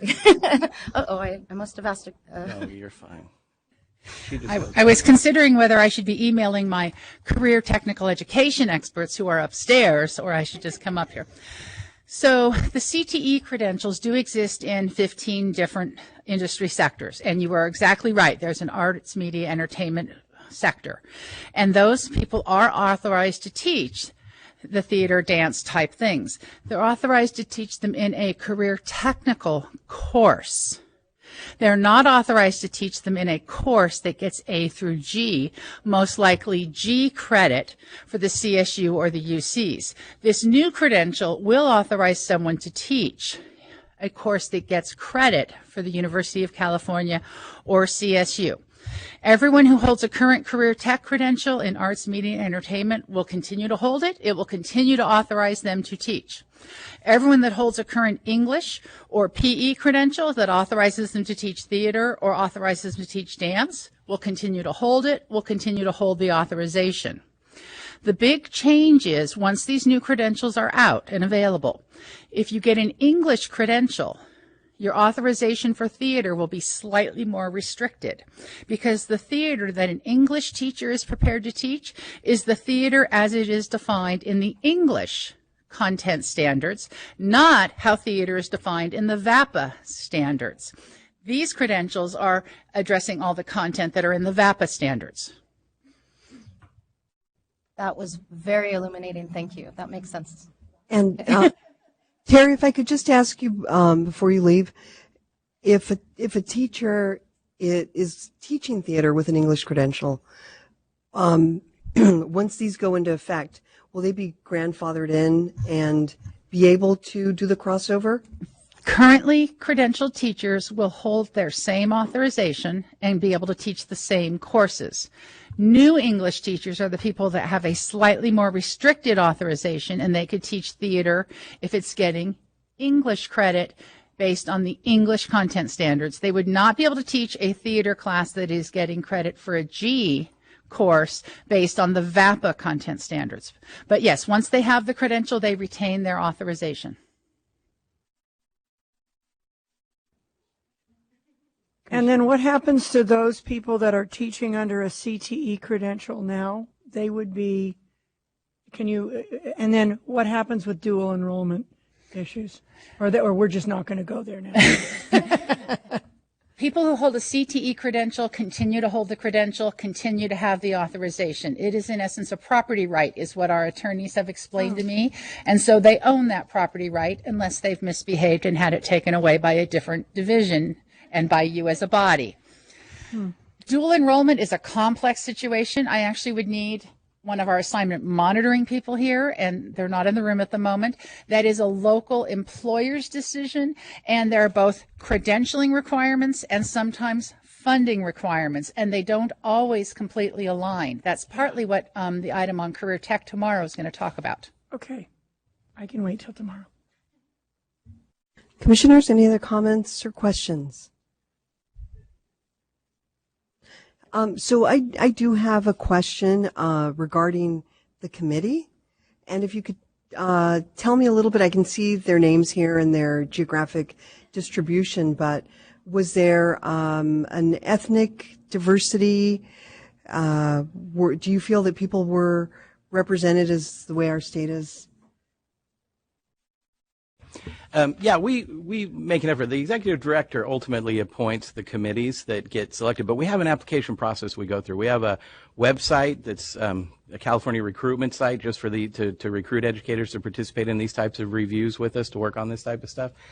And so we take applications from that website and review them, and we look at them for all different types of representation, particularly race, ethnicity, gender, geographic, things like that. So I will also say that it was difficult to constitute a committee at the time of year that we were trying to do this as well.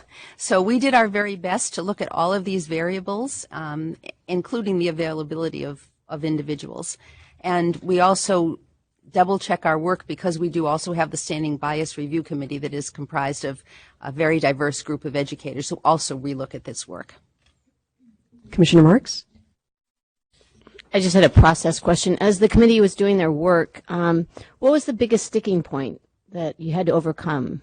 I know it's a complex question. We were attempting to focus on content knowledge, and our committee was really focused on performance. And so it was very difficult to say, no, we're talking about the content knowledge a teacher has, not how well they can leap about the room and do certain gymnastic exercises. Can I add to that? As I reviewed these, I find them to have a different look and feel than our other SMRs do, subject matter requirements, and TPEs do. And I believe it lands right in that issue of this is performance work. There's a knowledge base to support really good performance work, but these have a different flavor than what we typically bring before you in mathematics and the sciences and et cetera, in terms of how you frame that knowledge. And I'm rather excited about that. It'll be interesting to see what kind of CSET emerges as a result of this and how that might have a different flavor. I don't know that it will, but we'll see. And also how the TPE itself is implemented, by programs and what kinds of experiences are brought together for candidates. This is different in some ways you're sensing and articulating. Commissioner Allaby? And you bring up a question that I have. Would a future CSET might include a video of the teacher actually supporting performance? Because that's such a major part of this. And I just wondered if that is ever included. I think we could say at this point we might. As we mentioned, we're working on the content, and we haven't really nailed down the details of the best way to measure it yet. But as was mentioned, one of the things that's interesting about these particular SMRs is because they're about performance-based content knowledge, they really come across as almost process knowledge, and so it's going to be very interesting to figure out the best way to measure that. So I would say we're not going to really rule anything out, but we haven't nailed that down yet. I'm sorry, Executive Director Sandy, you look like you wanted to say something. I will also say that in several of our other CSET exams, we do have performance components within them, particularly in the music area and in the art area, and in American Sign Language. We do have process or performance components as they relate to content knowledge. It's an interesting line to try to walk when you consider, does the teacher, him or herself, have to be a performer of the task, or do they need to just to know how to help others develop that? When we think about a football coach, for example, the person understands how to help and coach people to be expert at that skill, but may not have that skill him or herself. It's an interesting line that we debate in all of our content meetings. Were you going to say something, Director Sandy? Just that this is an epistemological question. How do we know, right? And isn't that great that we have the opportunity to look at epistemological questions? And I'm glad to hear the interest and the openness around this. This is not boxed in a 4-square corner box necessarily. So. Yes. So these are public. So I sent these to my daughter, who's a theater. Is trained to be in the theater, and I have a similar reaction. And she commented to me how well she thought it captured what she hoped would happen in her educational process. And they drew a nice line between actually being able to do and being able to know. And so I thought that was quite an endorsement of someone who is trying to do this. Commissioner Brown, did you have a comment? I was just going to say it's the knowledge, it's the skills. and the abilities. And it's exciting to think that this is a challenge for us to challenging our beliefs and our practices is a good idea. So I have a question going back to what Commissioner Marks asked about, and you mentioned the process versus the content or the performance. I noticed that improv isn't in here, improvisational theater. Was there a reason for that? Did that come up at all? Yeah, neither of us specifically remembers a discussion about improv, which leads me to believe it's maybe not in the VEP, the K-12 content standards. Could be, and/or the other explanation would be, if it was, that it was not something that the group considered to be necessary knowledge for beginning teachers to start the job, which is what the SMRs represent. I'm just, one of the reasons that I ask is that the theater was my first love, and that's how, I got my start. And so I was a very straight theater person. And when I started teaching theater, my students wanted to do improv. And I did that elitist thing that, no, it's straight theater, it's nothing. And anyway, they taught me improv. And, and as I did some research on improv, like some of our best comedians right now all have that improv background. But I was able to watch my students transform from being incredibly shy and quiet to taking on, in that and just excelling as students. And so I was really able to see improv attract a lot of different students other than the typical theater kid. Yeah. And so anyway, I was a little disappointed that was an. I do recall discussions about aspects of improvisation, and I do recall that the committee incorporated elements of improvisation within their descriptions of other things, but didn't actually call it improvisation because of the grade levels that they were dealing with. And they felt that a beginning teacher on the first day of the job didn't necessarily need that, but that it would naturally come as part of their training and development. But I do recall having elements of improvisation and talking about how do you manage a classroom where students are moving around and physically touching each other as part of the curriculum, and what happens if somebody spontaneously gets up and does something or another in an improvisational manner. We've had those kinds of discussions with the panel. It was a very interesting experience. Terry, and then Commissioner. This is exactly the type of feedback we're excited to get from you at this point, because this is getting ready to go out for the content validation study. And this gives staff some idea of something to think about, to maybe contact back with some of our experts to say, should we add in a phrase about this? And so this is the perfect time when we bring you SMRs, TPEs in draft form to say, what do you think about these? Please always feel free to say, oh, have you thought about that? Or there seems to be an awful lot of that, because it really helps us as we do the content validation work. And going back, Commissioner Marks, if you'll just let me. So when I was reading these, I thought these are wonderful. They're incredibly well done. And as Commissioner Wall said, it's a complete theater education.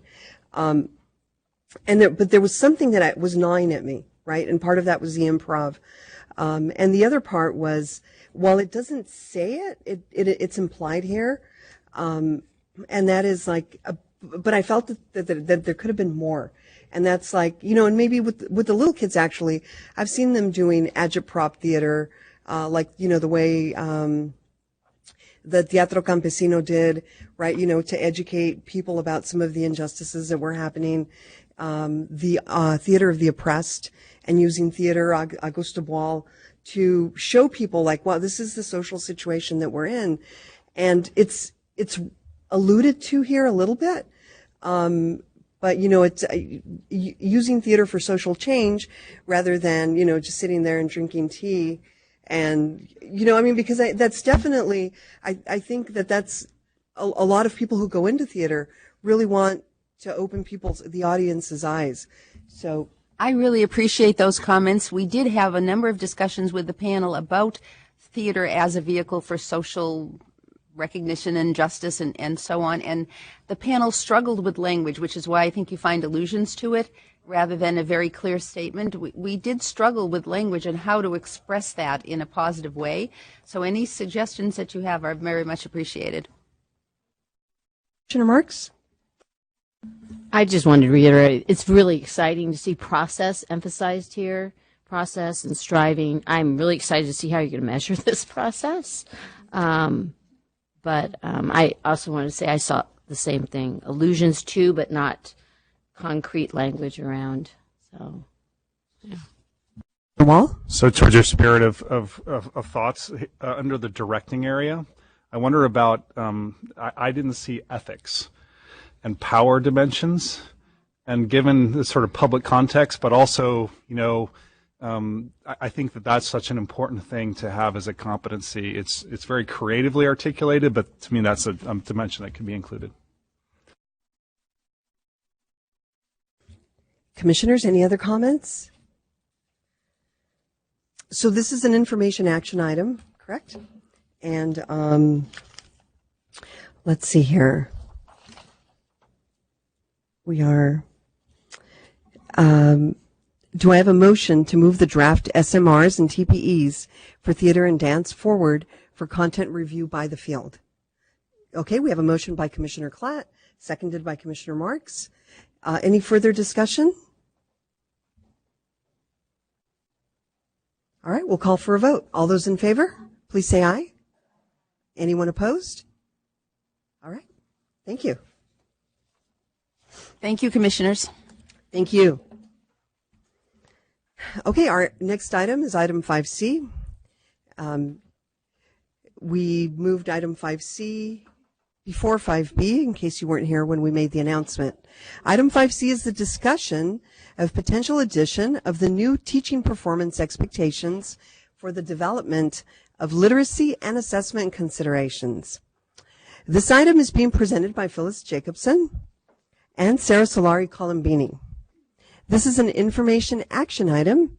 Ms. Solari-Colombini, will you please begin? Thank you. Good morning, Commissioners. So today, Dr. Jacobson and I will present item 5C, which continues a discussion in which the Commission has engaged since 2016. So this item is presented in two parts. I will present the first part, which represents the recent work of the expert reading and literacy group pertaining to what all prospective teachers should know and be able to do with respect to teaching reading and developing literacy. And Dr. Jacobson will present the second part, which pertains to options for Commission discussion about how the knowledge, skills, and abilities of candidates in the area of teaching reading and developing literacy might be assessed. During this same time frame, multiple updates were also made to the Commission standards for teacher preparation, the TPEs, and teaching performance assessments. In addition to the many changes that were happening within the teacher preparation system, parallel revisions and updates were also occurring within the K-12 education system to the student content standards, in essence, the content that teachers teach. One significant change pertinent to the Commission's work relating to literacy was the reconceptualization and reframing of the K-12 English Language Arts, English Language Development Standards and Framework to reflect a more complex and integrated approach to addressing literacy development across the curriculum. In addition, the framework's approach represents a multi-pronged focus across 5 broad literacy themes that are applicable to all content areas. These 5 themes are meaning making, language development, effective expression, content knowledge, and foundational skills.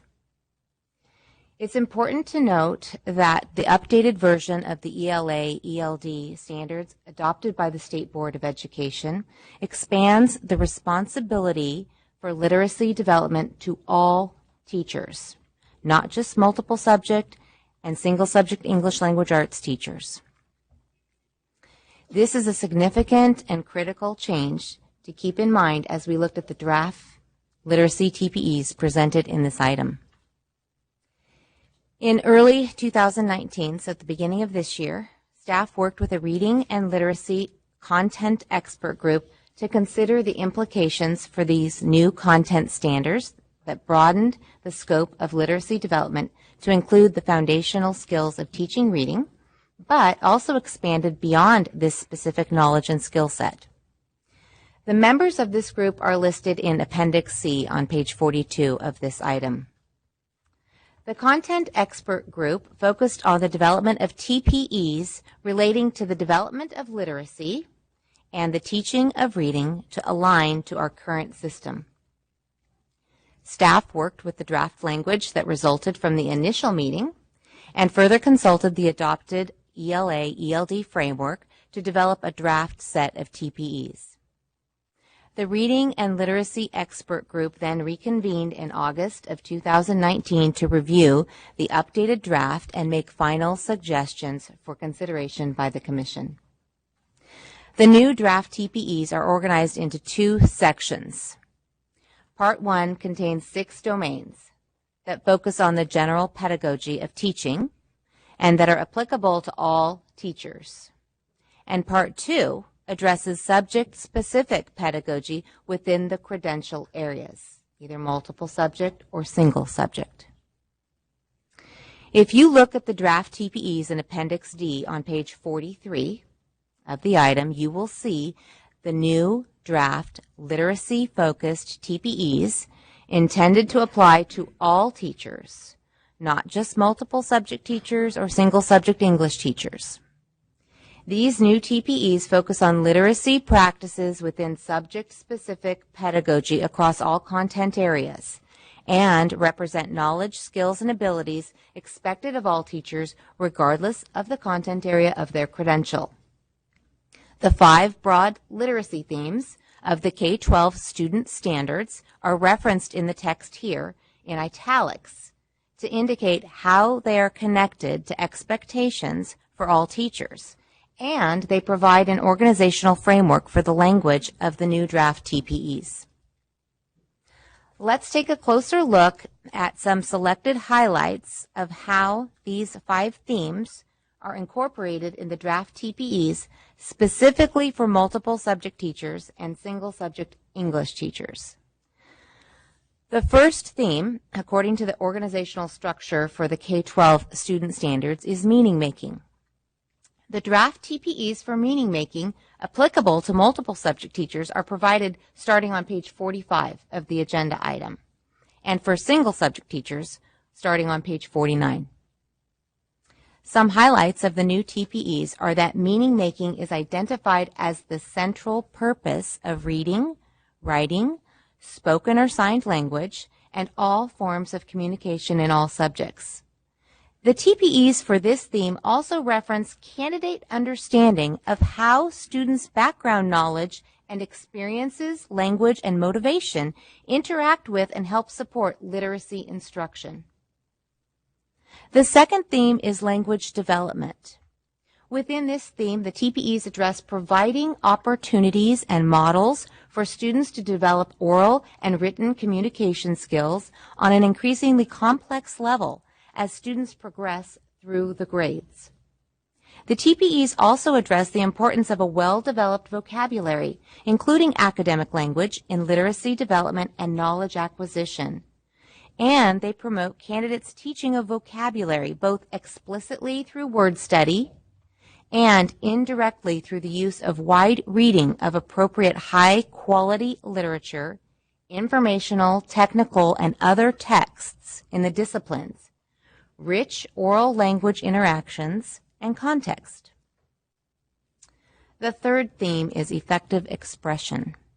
Within this theme, the TPEs address candidates assisting students to effectively express themselves as well as to analyze the effectiveness of text, presentations, visual representations, and other forms of communication. The TPEs also promote candidates teaching students to write, present, and discuss information so that meaning is conveyed clearly, logically, and powerfully while applying conventions such as grammar, punctuation, and spelling, as appropriate for the grade level and/or content area. The fourth theme is content knowledge. Within this theme, the TPEs address candidate understanding of the reciprocal relationship between language and literacy development and content knowledge, as well as the different literacy, linguistic, and cognitive demands of each discipline. They also promote candidates' abilities to integrate instruction in reading, writing, using and interpreting visual representations, and oral or signed communication into every subject area while capitalizing on and extending students' background knowledge and language. Finally, the fifth theme is foundational skills.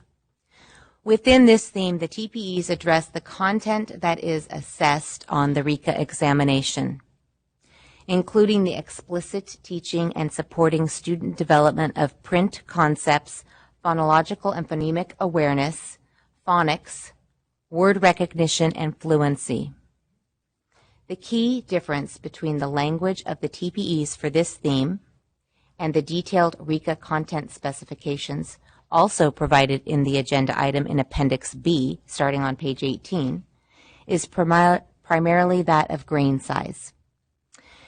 The extensive RECA content specifications that detail the foundational skills of teaching reading are intended to serve as a study guide for students preparing to take this assessment and as guidance to preparation programs offering coursework to help students learn to teach reading.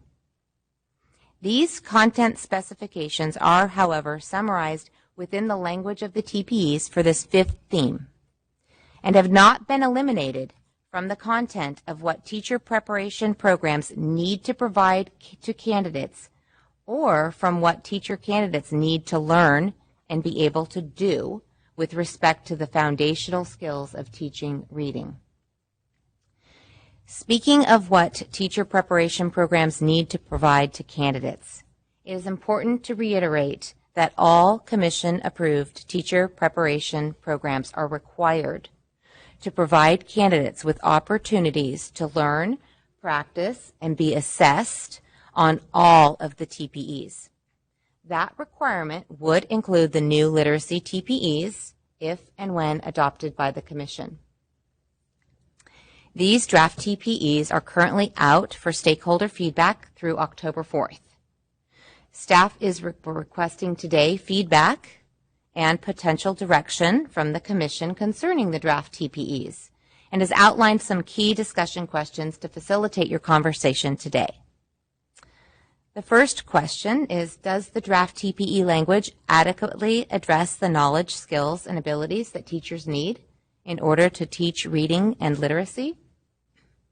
The second, are there any areas of knowledge, skill, or ability missing from the draft TPE language?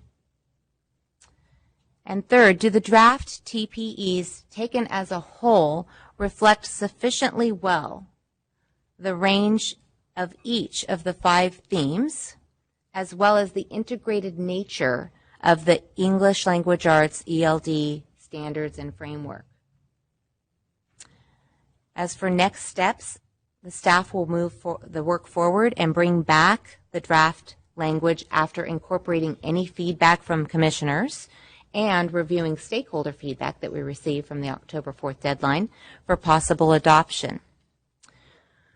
When the Commission adopts new or updated TPEs, preparation programs are expected to demonstrate for accreditation purposes how and where in their program the TPEs are taught, practiced, and assessed. So the accreditation process would begin to focus on the new TPE language should these TPEs be adopted in the future. Dr. Jacobson will now address part 2 of this item, which deals with assessment considerations. Thank you. Good morning again, Commissioners. The second part of this agenda item opens an exploratory conversation regarding the assessment of teaching reading for licensure purposes and presents some policy questions for the Commission's consideration. In accordance with applicable statute, the Commission currently administers the RECA examination that focuses on the foundational skills of the teaching of reading. The RICA examination was completely revised in 2009, and a new passing standard for this assessment was adopted by the Commission at that time. The RICA content specifications were also later reviewed following the adoption of California's Common Core state standards to assure that the content specifications were still in alignment with the Common Core framework. The RICA examination has two formats: a written assessment containing multiple choice items, constructed response items, and a case study, and a video performance assessment version that focuses on actual classroom teaching with K-12 students. Candidates may choose to take either version of the RICA assessment. Some stakeholders have suggested that due to the complex and interrelated nature of the students' ELD, ELA content standards, and the inclusion of 4 broad literacy-related themes in addition to the foundational skills theme, that the assessment of the teaching of reading might be broadened from a focus only on the foundational skills to include additional content relating to the other 4 themes. Other stakeholders have supported keeping the current RICA assessment focused on the foundational skills of teaching reading and updating it as needed. Some stakeholders have also suggested the possibility of providing for formats other than a statewide standardized assessment. A list of potential options suggested by the field is provided on page 11 of the item. These options include, for example, consideration of a coursework route that would address the TPEs, with coursework to be reviewed by the Commission through the accreditation process, developing an assessment that would be embedded within preparation programs and locally administered, augmenting the teaching performance assessment with an additional cycle or additional rubrics focusing on literacy, and updating the current RICA written examination and/or using only the RICA video performance assessment version and updating this version. Some stakeholders have also suggested that single subject candidates should be included in the assessment of teaching reading, since the TPEs specify that all teachers are teachers of reading and of literacy across the content areas. The Commission could also consider whether there should be options that would be geared specifically to the context of single subject teachers. So to help frame this opening discussion of the assessment of the teaching of reading, staff has suggested 3 key policy questions. The first of these is who should be assessed. The second of these is what should be assessed. And the third of these is how should the competency to teach reading be assessed. So to recap both parts of this agenda item, staff is requesting feedback and potential direction from the Commission in 2 areas. The first is feedback concerning the draft literacy TPEs, as well as direction from the Commission as to how to proceed with respect to reading and literacy-related assessment issues. Staff would then move this work forward consistent with Commission direction. And that concludes our presentation. Okay, thank you very much for that. And we do have quite a bit of public comments on this item, so we're going to limit our public comments to 3 minutes. And if you will please come up and state your name and position. We'll start with Danette Brown. Come up, please. And Harold, you're next.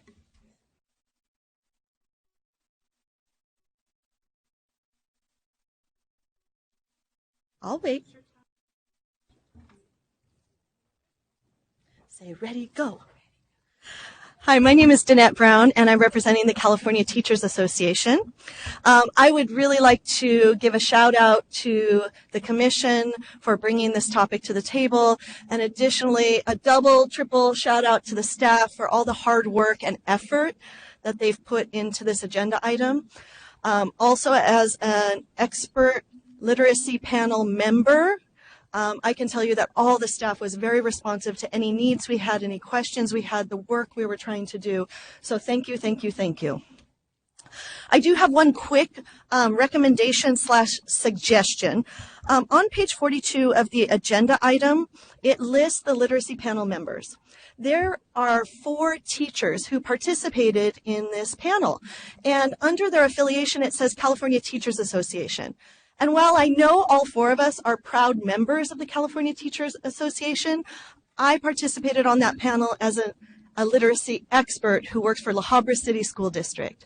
So some of the members on the panel do have this/this. And I think it might be helpful for all of us to understand the contribution of those teachers if we could list the school districts that they work as an expert literacy blank, because we all do serve in different positions, and then maybe CTA, because I think that some people might be confused and think we all four work for CTA. So just a thought. As far as the agenda item before you, as an expert literacy panel member, we had two topics that we covered. We talked about the TPEs, and we also had the question of assessment. The bulk of all of our work really was spent on the TPEs and really diving deep into those. And while we did discuss assessment briefly, we didn't really get too deeply into that. So I'd like to focus my comments on those TPEs. I'm really proud of the draft TPEs. I think we really worked hard. We had great discussion. We did research. And even when we weren't meeting, we were doing homework. We really wanted to bring you the best that we could bring you. I think one of the topics that Ms. Solari discussed that I'm the most proud of, and what's really reflected in these TPEs comes to us from the ELA-ELD framework, and that's that notion of shared responsibility. That is woven throughout the entire framework. And not only in the ELA-ELD framework, this notion of shared responsibility for teaching literacy is also echoed in the social studies framework, the science framework. All the frameworks that have come out really have embraced that notion. I believe that the TPEs that we've brought to you really reflect that notion of shared responsibility. We are all literacy teachers, no matter what grade, no matter what content area, no matter what setting you're in. That cannot be my time. Also, I want to say that this also reflects something else that's going on in our state. It reflects the MTSS framework. And one saying that you hear with MTSS is all means all. It's in reference to students, but in order to provide that for students, we need to apply that same principle to teachers. And I feel like these TPEs do that. All means all teachers. And I believe that's reflected in the TPEs. So I would urge you to take action on the TPEs sooner rather than later, because that's the first step in really moving this conversation into the next phase. Thank you. Thank you so much. Mr. Acord? And then next will be Surratt.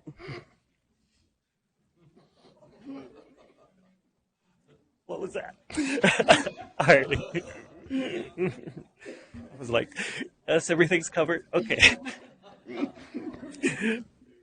Is that on? Hello, everybody. My name is Harold Acord, and I am a Spanish and German teacher. I am representing the California Teachers Association, and I speak Spanish, German, French, English fluently. And I also have a little bit of Italian I can do sometimes. So I have an interesting perspective as a linguist on learning or teaching people how to read, because it is exceedingly different in every language on how you approach the teaching of reading.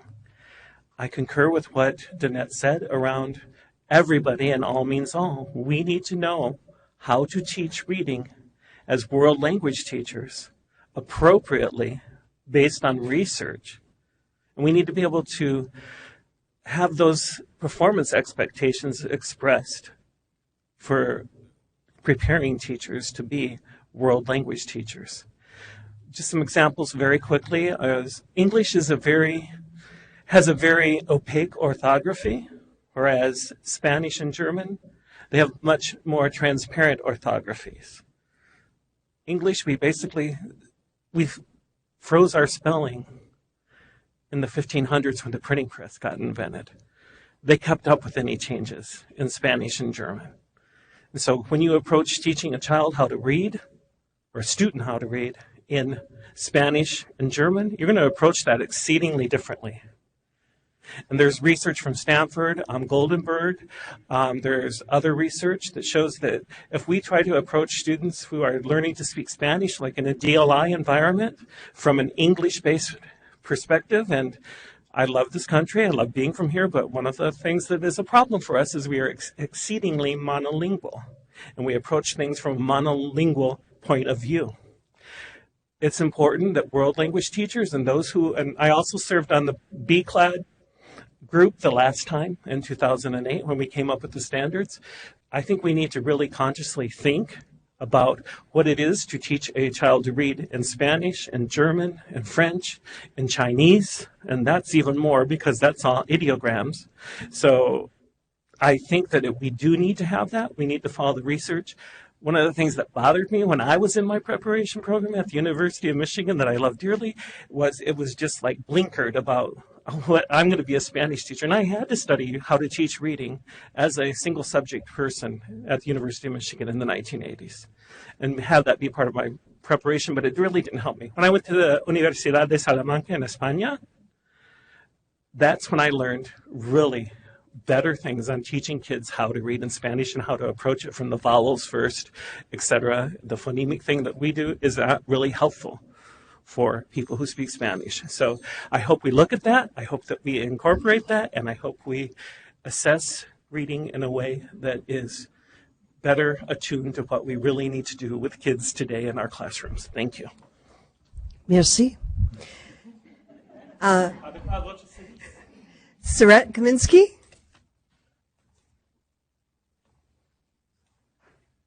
And Ivania Soto will be next. Good morning, Chair Sloan, Executive Director Sandy, and esteemed commissioners.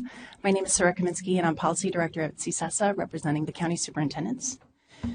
You have copies of CSESA's letter, but I wanted to highlight a few points and thank you for this agenda item. I also want to thank the literacy experts for their group. I know that they all have busy work lives, and they've spent a lot of work contributing to and reviewing the TPEs.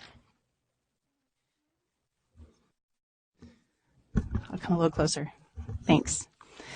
My county office colleagues are applauding these draft TPEs for several reasons. This is a crucial move towards alignment with our ELA-ELD framework. These TPEs would provide better guidance to our single subject candidates with exposure to supports needed to help struggling readers. And these TPEs are also a welcome statement of value given to our multilingual students.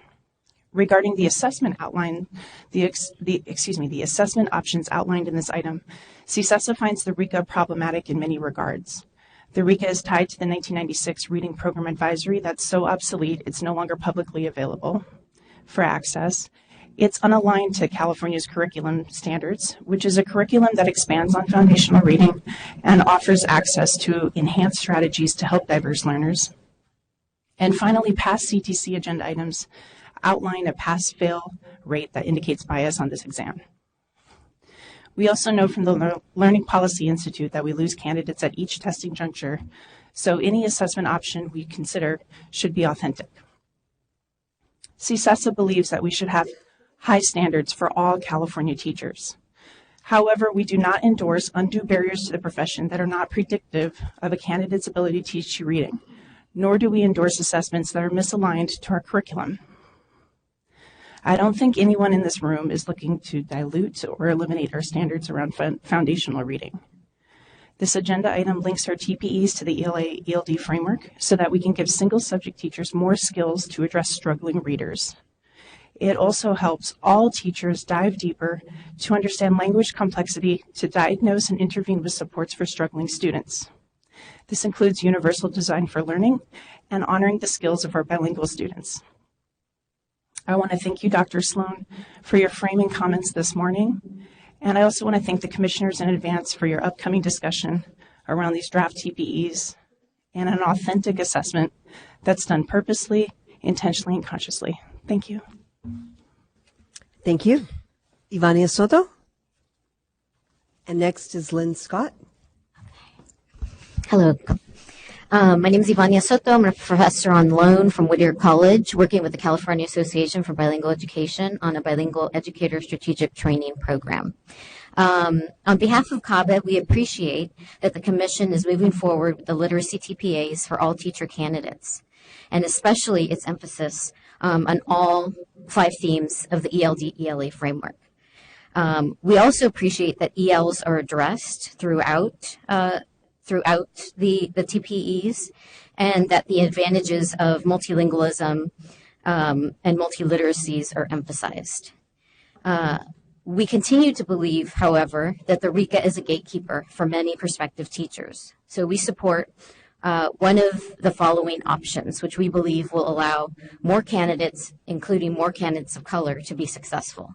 So the three that we are supporting is to waive the RECA. Of course, work was reviewed by content experts and found to be equivalent. Amend the current TPA cycles with a specific reading task and additional rubrics. Develop and validate a statewide performance assessment that can be embedded in coursework. Lastly, we believe that the focus of any assessment should be expanded to include all 5 literacy themes and not merely foundational or fundamental reading skills. Thank you. Thank you. Lynn Scott. And then next we have Rigel Massaro. Good morning. My name is Lynn Scott. I'm a faculty member at California State University, East Bay. Today I'm here on behalf of COBTE, the California Association for Bilingual Teacher Education. We're an affiliate of the Cal Council on Teacher Education and the California Association for Bilingual Education. Welcome to many of you who are new to the Commission, who I haven't had a chance to meet at previous meetings, and good to see those of you who are here continuing your work on the Commission. Also a shout out to Ms. Rodriguez's, the teacher in Ms. Rodriguez's class. If you are still streaming the meeting, I'm glad to know that your students are there. And that is one of the crucial pieces, that we have teachers who can come in and continue our work when the permanent teacher is absent. So I always want to kind of uplift the notion of substitute teachers. Similarly, our teacher candidates are being called upon more and more often to serve as intern candidates and also to take part as the teacher, possibly the substitute, when their teacher is away from their classroom. So I understand the importance of moving forward to our next iteration, our next evolution of how we approach foundational reading skills. In 1996, in the era of UNs coming about and English-only movements, was a very different era than after Prop 58, where we are today, and where the Commission has embraced the notion that reading and literacy is fundamental and embraces biliteracy and bilingualism, multilingualism. I want to keep that in your forefront as you consider the distinctions between reading and literacy. Reading, we know today, is fundamentally connected to writing, reading and writing. You don't separate it out. These TPEs embrace meaning making and all of those elements. So any reference to reading specifically, I would like you to think hard on that. It really is, we're looking at literacy. So I would like to encourage you to move forward promptly on the draft TPEs that are in Appendix D, E, and F. When we think about assessment, I've heard the ideas that have come forward of embedding this in practice. And I want to draw your attention to footnotes, because part of what we do in reading and literacy instruction is a close reading. And a close reading, on the bottom of page 47 and 51, it says translanguaging. This is new research to the field in recent years. Would you like your children taught by a teacher who passed a multiple subject test on the definition of translanguaging? Or would you like your child's teacher to show that in practice they are able to utilize and use in their lessons translanguaging? And if you're not sure what translanguaging is, you can quickly learn the definition to pass the multiple subject test. That's why it needs to be embedded in practice in coursework and in TPAs. Thank you. Thank you. Rigel Massaro. And next will be Michelle Jones.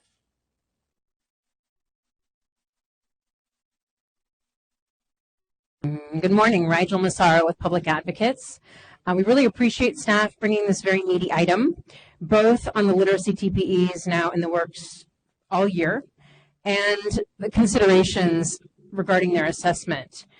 I really want to emphasize, for me, the most important piece right now is really getting these TPEs right. This was the work of the expert group, and it's really the foundational piece to beginning a conversation about assessment. To the extent that you to begin a conversation about assessment options, Public Advocate supports literacy instruction and assessment of all teachers. Assessment that leads to continuous improvement and public accountability of teacher preparation programs and is research proven to ensure quality literacy instruction.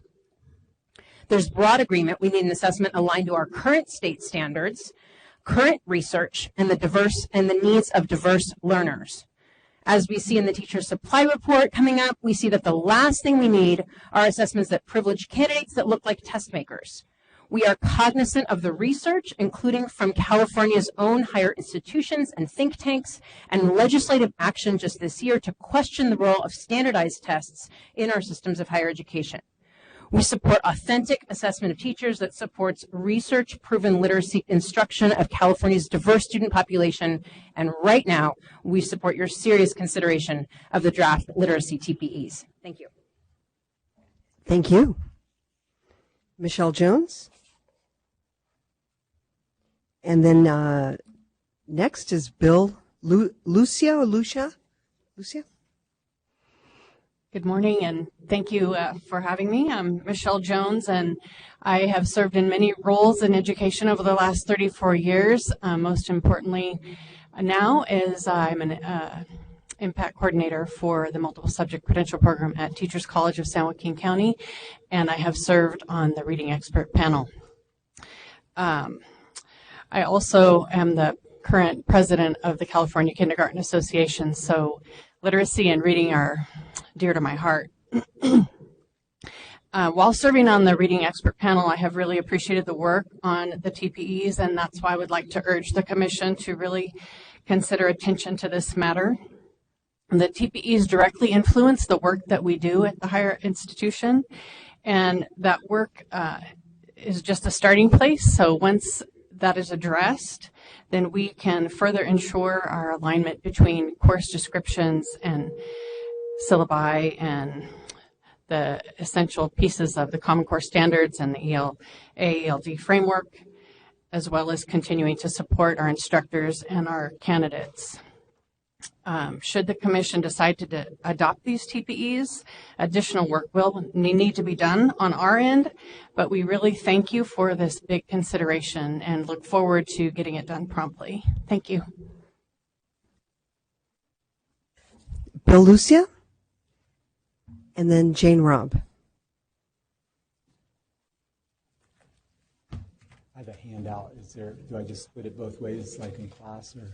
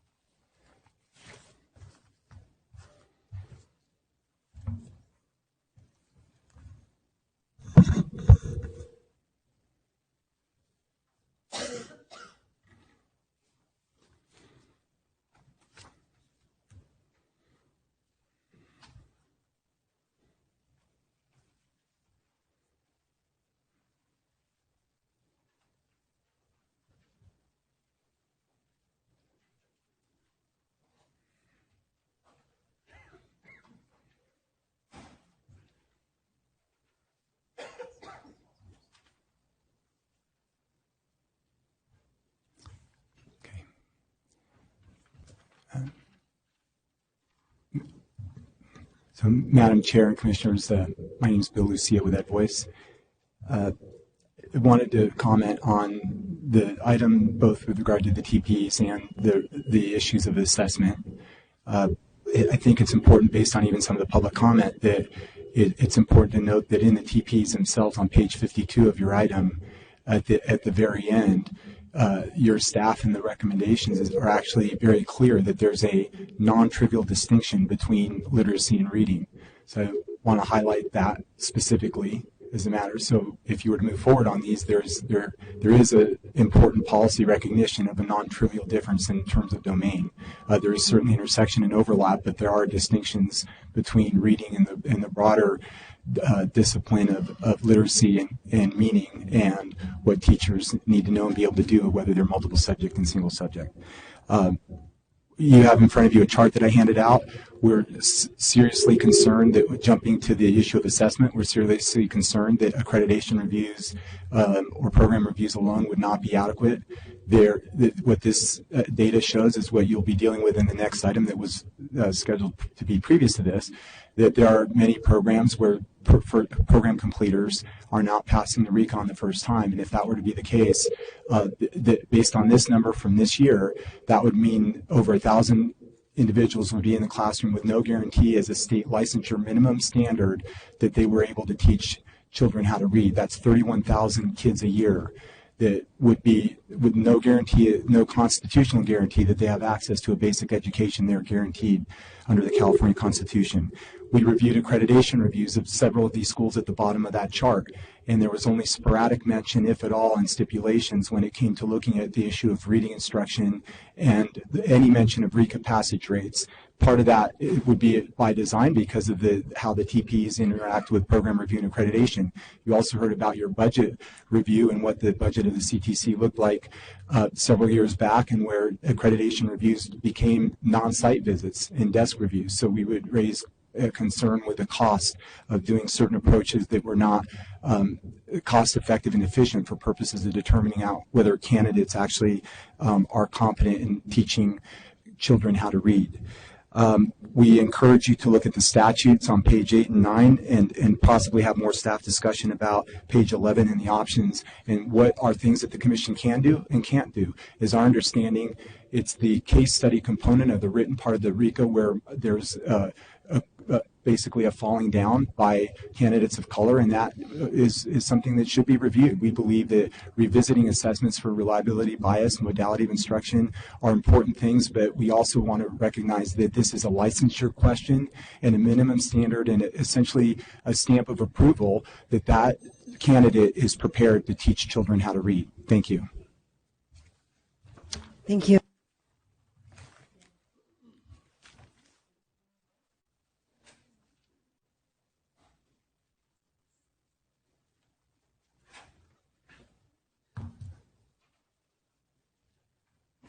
Good morning. I'm Jane Robb from the California Teachers Association, and you will be glad to hear I am not a reading or literacy expert, okay? But I've had the privilege of attending the reading and literacy expert group meetings as an observer, and I wanted to say a couple of things. First, that I have to applaud them. They plowed through difficult hours and along with a lot of staff help. And you don't know this, but I know this because I sat through these meetings back there all by myself and watched them. And that is, they started out with literally, okay, correct me if I'm wrong, 2 to 3 paragraph TPE. That was draft 1. You now have 7 pages, I think, of those TPEs because they were intent on getting it right, specific enough to give guidance to programs, really make explicit to teachers who these are for, or candidates, what the expectations for them are. So I just want to let you know that the work was intense and very fruitful. So I want to echo all the requests to move this forward really expeditiously, because they are solid TPEs, and you'll hear from, I'm sure when you finish your collection from the field, some other, we'll be able to move forward on these.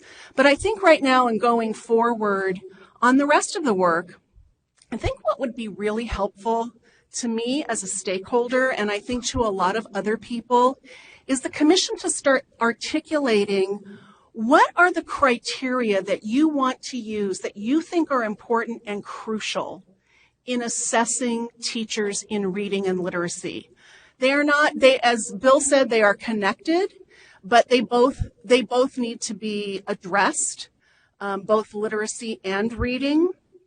And you have criteria in your mind about what you think is important, but it's not necessarily explicit yet. And so when you're looking at what's the best way to assess, what are the questions that you're going to be looking at? Is it, is it important that an assessment addresses an area or identifies an area of need for a candidate and gives that information back to the faculty at their preparation program so they can intervene and make them better teachers? Is that important in an assessment? Is it important in an assessment that it has not only the traditional measures of validity, but also, as our former chair used to talk a lot about at these meetings, consequential validity, right? What are the consequences of the assessment that you're using? If you could help articulate as a commission what those criteria that are most important to you are, it makes the decision about which direction to go in assessment really, really a clearer pathway. So I would urge you to have that discussion. What's important to you in assessment? Thank you. Thank you.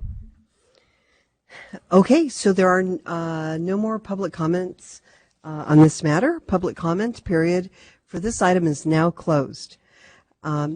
Commissioners? Yes, student representative. Hello. Hi, thank you.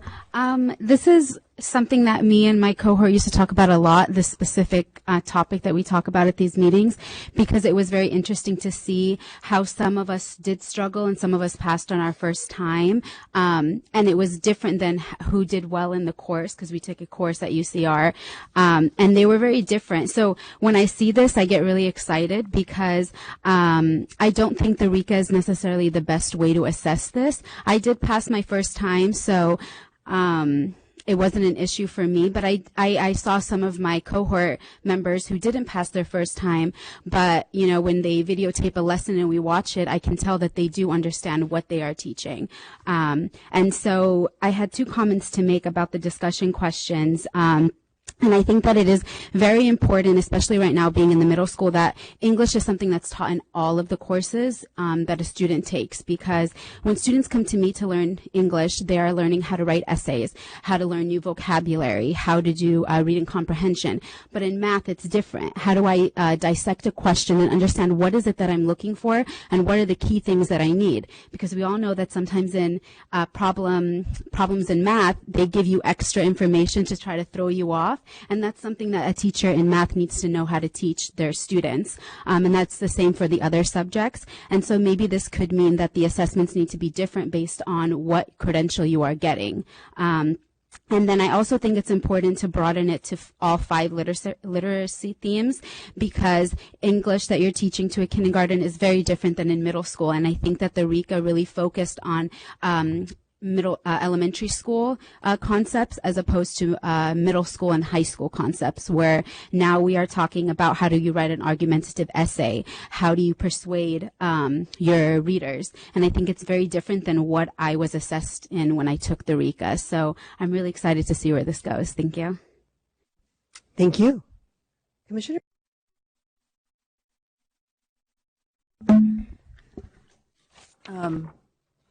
I am not an English teacher, but it's interesting that I was reading this letter from the Decoding Dyslexia group, and this is just so timely because we have a student right now that we're working with that we did not know had a diagnosis of dyslexia. So I went to her teachers to figure out how to help her, and I just kind of got like these blank looks because several of them have been in the classroom for many years. Math teacher had no clue how to help. I mean, we went online, looked up all these things. So when I see that they have a concern about how, and maybe it's in here and I'm just not as up with this, but with their concern about that teachers would not get what they need to help a student, say with decoding and dyslexia, is that in there somewhere, or is there concerns, that they feel that they're worried that the teachers will be unqualified to teach reading? And very correctly, it's across all strands, because in math now with Common Core, you have a lot of word problems. And so the students struggling with word and the science teacher, I mean, it just was kind of like, so we're all kind of figuring this out together because no one's an expert in our district in dyslexia. So then when I read this, I was like, oh, this is kind of timely. So just kind of curious how their concerns are addressed in the update.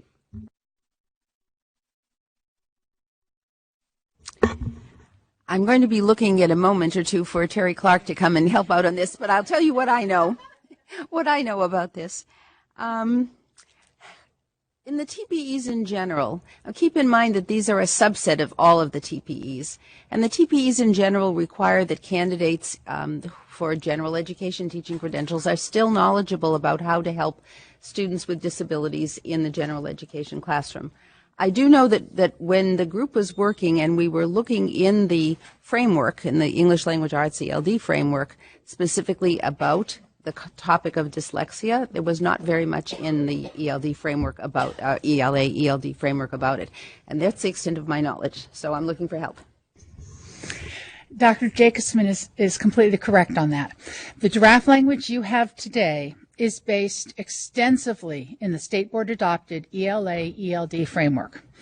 Dyslexia is addressed in Chapter 9 of that framework on working with students with special needs. That's about the level that it's addressed at. There is a more recently released dyslexia guide, which actually Dr. Solari Colombini was the commission's representative when that guide was developed. We do plan to bring that guide to you to talk about that, but I think it would be a very wise idea to say these may need some augmentation in the area of dyslexia. Now remember, this is what a beginning teacher needs to know and be able to do. And maybe I should be quiet and let Sarah continue. So the department did, actually it was probably 2 years ago, publish the guidelines, the dyslexia guidelines. And so, but keep in mind, the teaching performance expectations are just that, what we expect beginning teachers to know and be able to do. And when we crafted the phrase right at the beginning of the teaching performance expectations about who are our students, it included students with dyslexia as well as students with other, and so it was intended that students with dyslexia be included in that.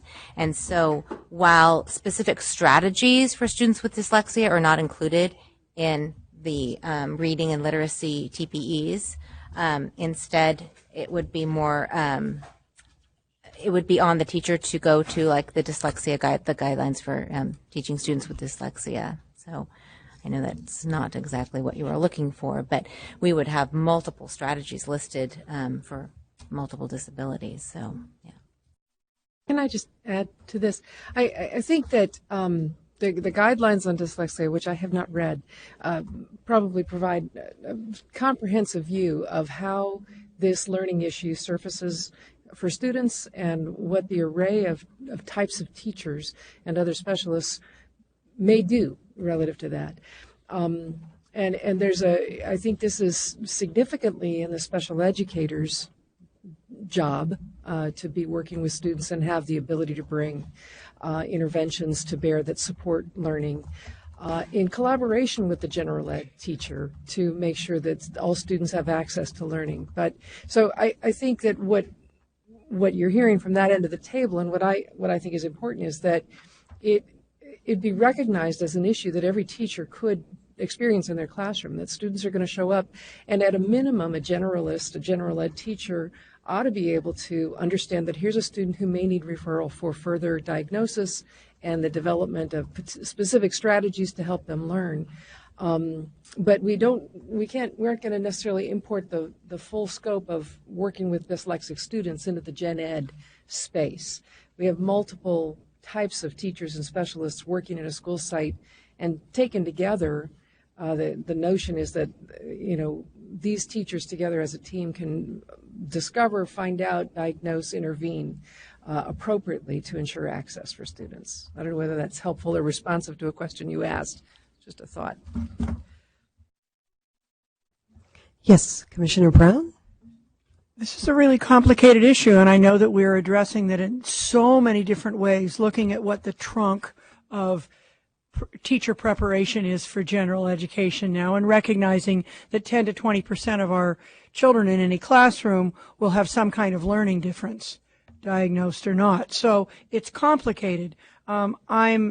I'm encouraged as an early childhood educator to see that there's a piece in here about developmentally appropriate practices, because that takes into consideration not only typical development of ages and stages, but individual variation that won't always be typical, as well as cultural, family, linguistic issues. If that stays in there, then I think it's going to help address issues around every teacher being ready to teach whoever comes into his or her classroom. Commissioner Klatt? I had two concerns, and Commissioner Barnes, I think you asked my first question, so I'll leave that alone, but just echo that I had that same question about, and reflective of what Executive Director Sandy said. We might not be able to fold all of that in, but the ability to at least recognize that there's something happening, I think, would be important, and so that I guess that was one concern. But I'll jump to the other one, which is as a high school English teacher, our department is continually having the conversation around how we best support our students who come to us far below reading level, and we frequently talk about the fact that none of us really feel like our programs adequately prepared us for that, because most of us didn't have that the pedagogy and the reading instruction that we may have gotten as a multiple subject teacher. And so I am encouraged by the fact that this specifically calls out for a single subject teacher that these are things that they would need to know. I also have a question about in Appendix E, so looking at Appendix E and F, and I might have just missed it, so I'm sorry, but Appendix E starts with breaking down the subject-specific TPEs, so like for math, history, social science. Is it the plan that those, and sorry if I missed this, but that those will be added later, I'm guessing? So they already exist. Oh, we just left the header there. Probably for your item, it would have been more clear if we had taken those numbers off. There actually is already the next number of those. So then my related question is in Appendix F, it pulls out draft TPE language for single subject English teacher candidates. Would there also then be language for other single subject candidates coming? Appendix D is addressing all teachers. Oh, okay. And I guess my question then was why I like all teachers. I'm fully on board with that. I'm curious about the discussion then why, I mean, and I think I know the obvious answers why English teachers are specifically get this more developed set and not, for instance, since the California standards pull out, for instance, history, social studies as part of the ELA standards or science technical subjects as part of those literacy standards, why we might not have kind of a similar what we have in Appendix F for at least those two other areas, if not? Appendix F, what is there for ELA teachers, does exist for every other single subject teacher. It's based on their content-specific pedagogy. It does not address literacy specifically. I believe the expert panel looked at Appendix D and said, this is what's in the ELA, ELD framework, and it's appropriate and pertinent for every teacher. So it's pertinent for math teachers, PE teachers, art teachers, every teacher. So a multiple subject teacher would be held to D and E. A single subject English teacher would be held to D and F, and all other teachers would be held to D. In addition, they also have a different content-specific pedagogy that would meld with D. I believe that in our last revisions of the single subject content pedagogy for the other content areas, after the adoption of the Common Core State Standards, we did revise those to incorporate the concepts of literacy across the curriculum, not to the degree of specificity as is presented in these later appendices. But I do believe that those concepts are also in there.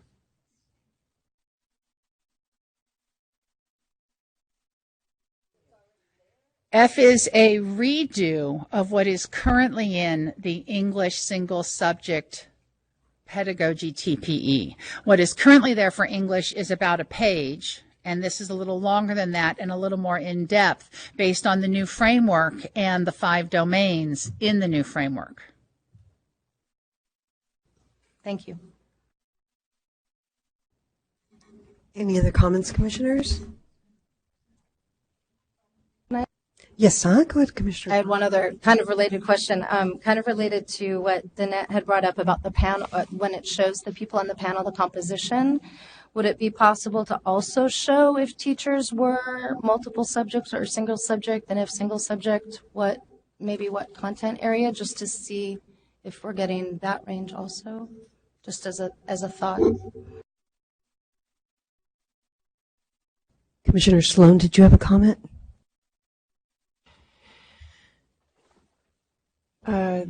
Thank you, everyone who came to the table and educated us. I'm going to start just with some comments around the TPEs, because I think, as many of you have stated, that is one of the fundamental pieces that we want to get in place first, and other things will fall after that.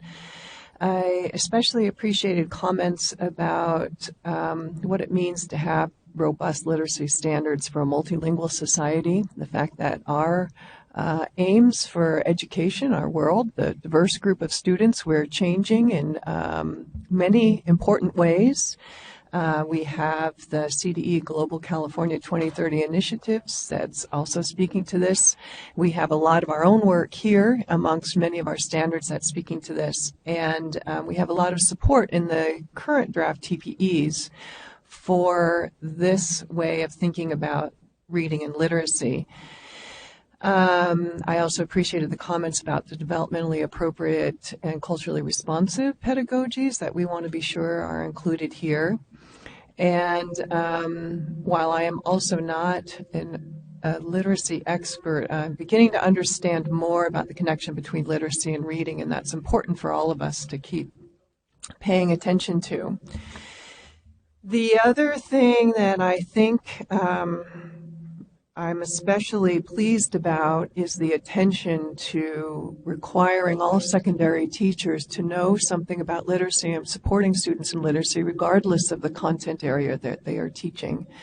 I know from my own experience as a program director, we have for a long time had an assignment, since long before I was there, that required secondary teachers in all content areas to identify a student in their classroom who was struggling with literacy in some way, shape, or form. And it was a case study kind of still is, a case study of getting to know the student, understanding the student's literacy challenges within that content and in general, and then developing a plan and how to support the student and following through with it.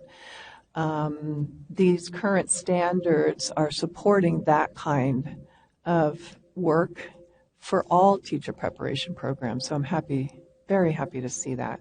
Happy that the commission decided that we needed to go back and strengthen some of these standards. With respect to our colleagues who know a lot more about dyslexia, I agree that this is a wise idea, that we might look at augmenting what we have here. The other thing that I wanted to mention was the important theme that we see throughout these standards, in particular, something Danette Brown first started when she came to the table, but others have said the same thing. The importance of teams, co-teaching, the way that teaching is shaping up now and how we support all students is not just by being one teacher in one classroom for all students. It is about knowing who to go to, who to teach with, and how to help each of our students. It's MTSS, it's co-teaching, it's our common trunk of knowledge for special education and general education teachers, and all future TPEs should reflect this way of thinking, and it seems that these TPEs are. So, happy about that. I think with respect to the TPEs, we have seen some strong support here. There are other things potentially to look at. And as you mentioned in the item, we still have to get the feedback from the field, that it's gone out for feedback. That's open until October 4th. When that comes in, you all will summarize that feedback for us. You will work with others on the panel, perhaps, to revise standards and augment things and bring them back to us. Yes?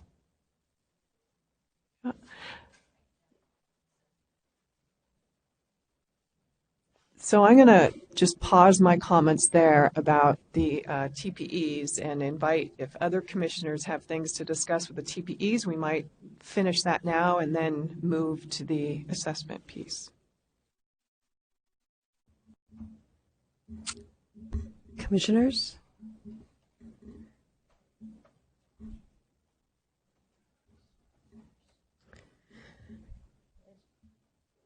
Okay. So, yes, and before we move to assessment, I just want to, excuse me, say that, you know, the kind of in line with this, but we've been relying on the RECA and I think on elementary teachers to provide that foundation for reading, and it's definitely an attitude, as Commissioner Sloan was saying, within the high school environment. Like, no, I'm a content teacher. I don't teach writing or reading, and it's essential that we have that crossover, especially because so many of our disciplines have very specific literacy requirements, right? When you're reading like a scientist versus reading like a historian, and so I believe that this is a very positive move toward that. To echo what Rigel Massaro said, that authentic way that we teach literacy and the way we teach writing, and I'm adding those in there. But and so that's, you know, a segue into the assessment part. So if anybody would like to make any comments, commissioners, about the assessment component.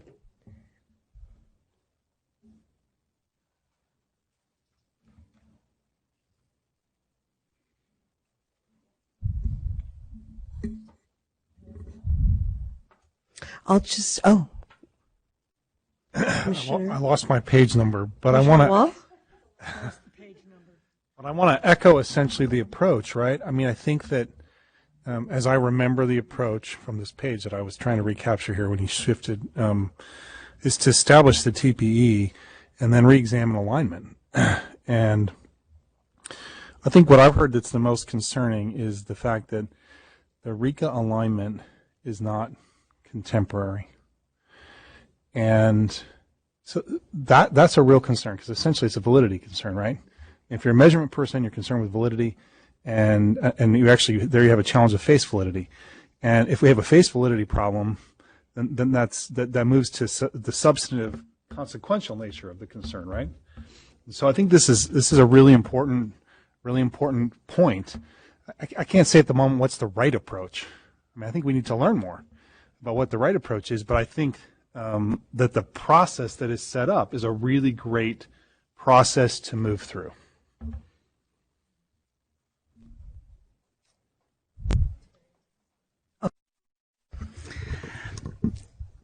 Dr. Jacobson mentioned in her presentation that in 2009, the RECA was redesigned, a new passing standard was adopted.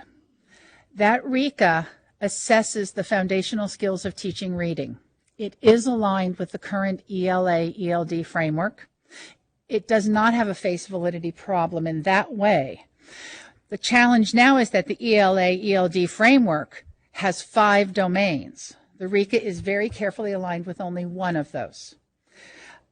It's been a change in many of our programs, we understand, to teach about literacy and teaching reading in the integrated 5-domain approach, which means that when candidates need to study for the RECA exam, which isolates the foundational reading skills, it's not always in the same vocabulary and in the same way they learned about their literacy and reading in their program. But the RECA does actually still assess the foundational skills of teaching reading. So I just wanted to clarify that. Not that we don't want to go through the questions. And do we know which page those questions are on, Dr. Jacobson? about who to assess, what to assess, those 11. Thank you so much. I mean, I think those questions are what you're pointing us towards, but I did want to help give a little context to Rika. I'd add one piece of context. So here's how I experience it as a dean in a school of education. And we have the curriculum set up just as you're describing, right? And we run subsequent test preparation to pass the RECA. Mm-hmm. And we help people in what I see as less substantive way, right? I want it to be substantive. Don't get me wrong. I absolutely want that. Okay, I do. But I also know that it is test prep, which I don't think is the ideal for helping people to hear what I really prepare people to be doing this when they move into the classroom. So if I think sort of on a very practical level, that's the alignment concern I see. Commissioner Sloan, did you want to? So this is a pretty meaty item. I think the staff have done an excellent job of providing all kinds of considerations as well as a number of different options. And we certainly have a variety of points of view and people with different kinds of expertise who have come to the table to talk to us about these things. I think that one of the important things to consider is that we're not just talking about how to assess something without really understanding the full system and how all of these pieces are aligned. I think that one of our critical pieces that we really need to figure out is if we have an assessment as we currently have that is required in Ed Code, if we are considering changing it, what is it that needs to be assessed? First and foremost, there is certainly an argument that foundational reading is a critical piece to ensure that I don't think anybody in here would disagree that all elementary and special education candidates need to have a good understanding, skills, practices in teaching reading. The question then becomes, what about secondary teacher candidates? We have all, many, given the positive comments about the TPEs and the extent to which we think about literacy, would give us pause to consider what is it that we want to assess around the larger domain of literacy, if there is to be something that is included in a way that the RECA is currently now, which we might characterize as something that is somewhat external to programs, which is why we have these additional test preps kinds of situations, which most programs will have, versus something that's more embedded, like the teaching performance assessment. So until we can really figure out what it is that we want to assess, I think it's going to be difficult to discuss the how. But there are a couple of things that we should consider in the hows that have been proposed here. And so I'm going to go back to looking at the questions that our staff posed for us with our discussion questions. The who should be assessed, we put out there that remains to be seen. The what should be assessed, we have to figure out. The how should the competency to teach reading be assessed. Of the options that were posed under 4, there were some about updating the RECA as it currently stands. There was establishing a coursework route, possibly, that would have a candidate demonstrate this. Oh, you can't hear me? Sorry. Can you hear me better now? Sorry about that. The second consideration was establishing the coursework route, which would be somewhat similar to what we currently have with the subject matter preparation programs, where you can either take the CSET or you can go through an approved program pathway that has gone through approval here at the Commission and determines that whatever it is that you are doing in that subject matter, you have been prepared in that subject matter, and therefore you do not need to take an exam to show us that. Then there is the idea that the Commission might develop and validate a different kind of an assessment from the RICA, one that's more performance assessment oriented. We do have, Dr. Jacobson has reminded me that within the current RICA, the video component of the RICA is more performance assessment in base. It involves video of candidates teaching in their classrooms. It's something that we should take a look at if we indeed go this route by developing a different kind of an assessment that we think is more applicable to how you would actually assess teaching reading. But one of our problems is we don't really know much about the connection between performance on RICA and performance as a classroom teacher. Which brings me sort of to my thinking about this very big item and the fact that we might want to consider a study session around best practices or state-of-the-art work in assessing reading competency for teachers. It behooves us to learn a lot more about this. There are going to be things that are changing that are going to affect what we do here. As we know, there's currently legislation in the works, but there are many people in this room who are a part of that work. It would behoove us to all learn together about these best practices. And also to understand all of the ways in which things like that have been proposed here. For instance, the teaching performance assessment, adding another cycle or a couple of rubrics to that could be a good idea, but it could also be logistically challenging. The teacher performance assessment is supposed to be a summative assessment of your knowledge and skills and practices as a teacher. It would require, if it was focused on early foundational reading, that everyone be placed in an early placement at the time that they were doing the teaching performance assessment. The logistics make that a difficult option. Maybe there are other ways of figuring out, but these are the kinds of things that we have to really figure out before we go down any route. And these are the kinds of things that need to come forward. So having a study session that both brings in what we know or what people have done on maybe larger standardized assessments, as well as the kinds of things that people do in teacher preparation currently. The case study that I mentioned, we also would do that with our elementary candidates. What I hear a lot about these discussions is people's concerns that children are not learning how to read, people's concerns that children's reading difficulties are not being addressed well by teachers. We hear Commissioner Barnes' story about students in secondary struggling with literacy and dyslexia and turning to her colleagues and having nobody who knows really how to help. If our concerns are about ensuring that students struggling with literacy are caught and are helped and are supported, and all teachers know how to do that, maybe that is a focus of our assessment.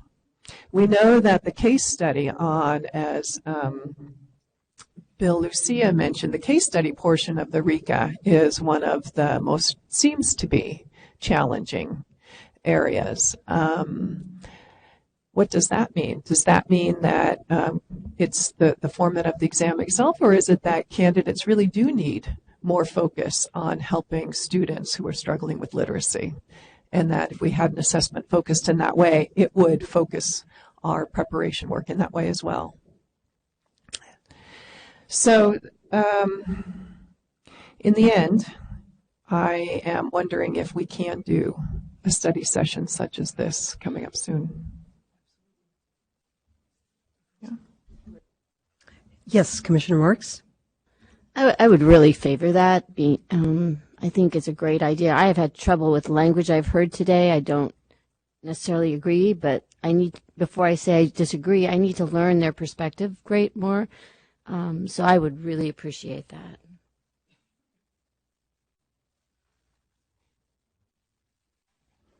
Yes. Yeah, I would also agree. As you were speaking, Chair Sloan, I was starting to think about some of the things we do in the reading intervention lab that I'm in, and how we identify if an intervention worked or if it didn't work. And some of the things we look at is we train our tutors that go out into the schools and they implement the intervention.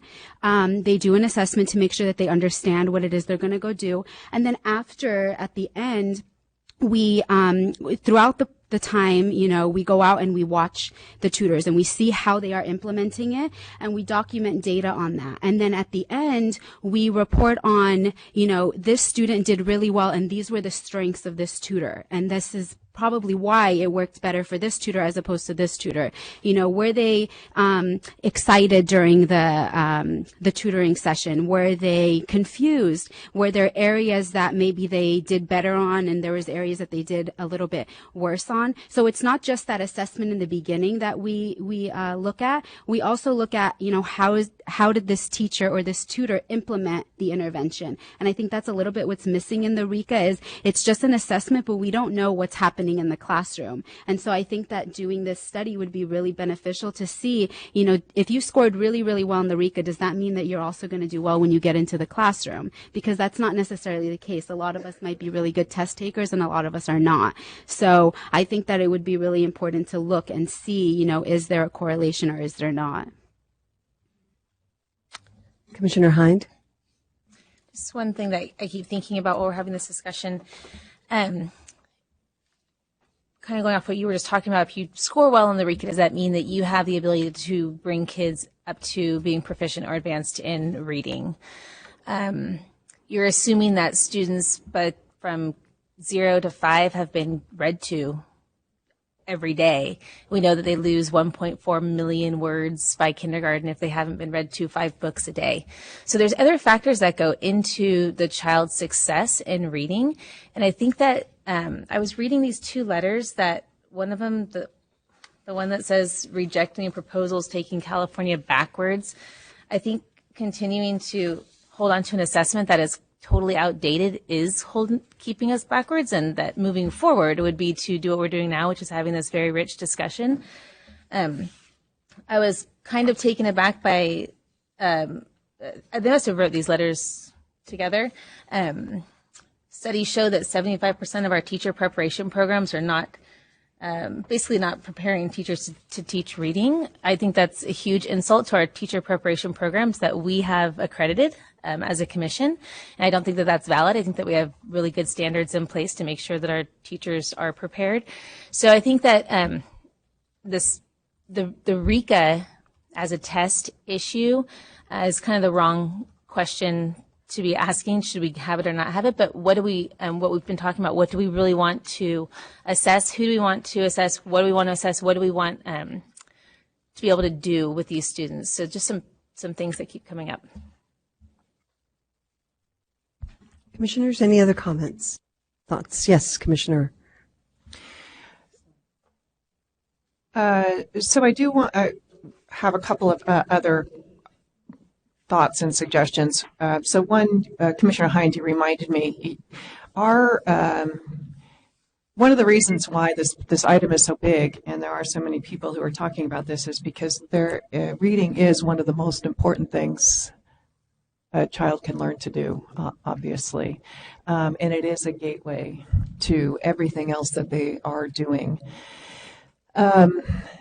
We do also know that it is not, when we look at students' NAEP scores and others, it is not affluent white students who are struggling with reading literacy, reading behind the rest of the nation.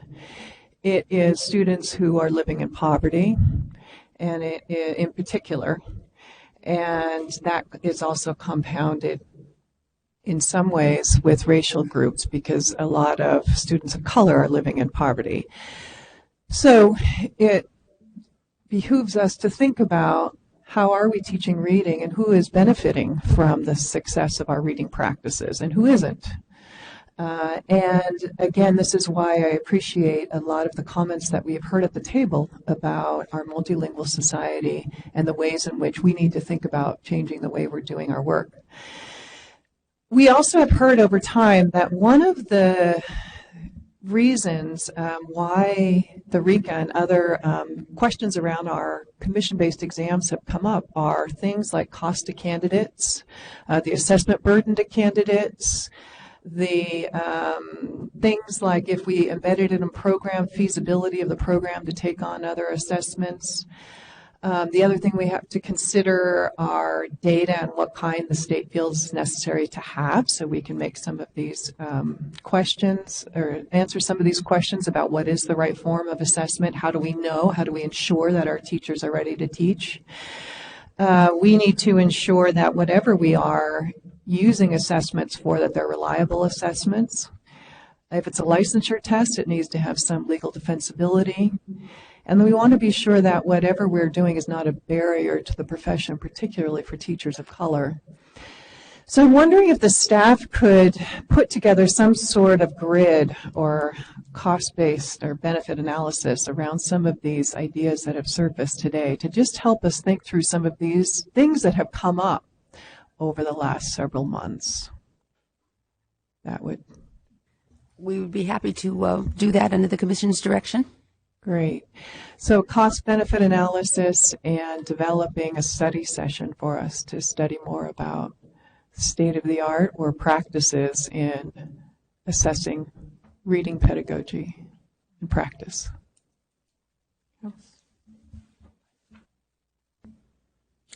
Commissioner Jackson? I think your comments about, having a study session on this, because it is so meaty, I think we should really take that up. And we're concerned about preparation, rightfully so, and it is so important. But there's been comments that have been made here that really talk about what happens once you're right in that classroom and real life starts to hit you in the face as an educator. And that's much bigger than, what we've been talking about, because we've been concentrating on how do you get prepared and everything. But there's a lot of factors out there that have happened. I mean, we know that some of the districts are struggling to keep libraries open, to have books in them, to have library media specialists in them. The comments about what happens when we receive students in our system that haven't had all that great, literature and reading and being read to and all of that. This is much bigger. And I think sometimes people zero in on and try to talk about how teachers are not prepared to teach reading and what a travesty that is, when we really, as a society, need to really look at how are we promoting the joy of reading. So many of our young students come in and they're excited about reading and everything. And then what happens along the way that joy just gets distinguished, or extinguished. So I think a study session is really needed. We really need to look at all aspects of this. And again, we need to kind of move beyond the era of we're in our own classroom with the doors closed and we're by ourselves. That has gone, and it should be gone. We all should be working together as a team to make sure that we're accomplishing what we want, and that's for all students to succeed, not just in literacy, but all across the board and everything. So I look forward to a study session on this and really broadening our discussion, not just about preparation, but really addressing the fact that this is a complicated issue. Yes. Sorry, I promise this is my last comment, but Commissioner Jackson, you brought up some such important points, and it did also remind me of what I have been thinking about for a long time, which is all of our spectacular work in strengthening TPEs and strengthening preparation, and now adding these very important but yet extensive TPEs to preparation that's already bursting at the seams. We know learning to teach is a lifelong endeavor, and that once you are in a classroom, things change. And I have been thinking for a while, not that we add things to induction, but is there a way of supporting teachers in induction in a more focused way that might help us achieve some of the things that we are talking about here today? Something to consider in a session. Commissioner Marks, did you have a? Well, I just had a request. I really would like, as part of this study session, to really look at the current brain research on the young child's developing brain and when are they really ready to take on these intellectual tasks of reading. Yes, great point. And excellent points have been made. Also, it would behoove us to look at the National Board literacy standards as well for the literacy specialists. While our teachers won't be literacy specialists, but there is an assessment that is similar to our TPAs. And while it's the gold standard, we can definitely work backwards and, incorporate some of those ideas. It's very recent. It was updated in 2017.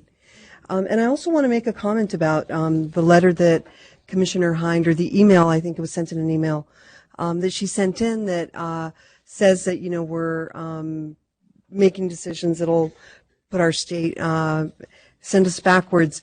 And while, it kind of put me on the defensive when I read it, I looked into some of the people who sent it, and they're actually reading specialists with a background in dyslexia and other type of learning disabilities. And so I would like to reach out to them and, talk to them about their expertise and be a little bit more specific, because it was very general. And I'd like to know what they meant by that, because if it's going to help make our teaching force stronger in addressing all of our students' needs, perhaps they have some insights that they can share with us.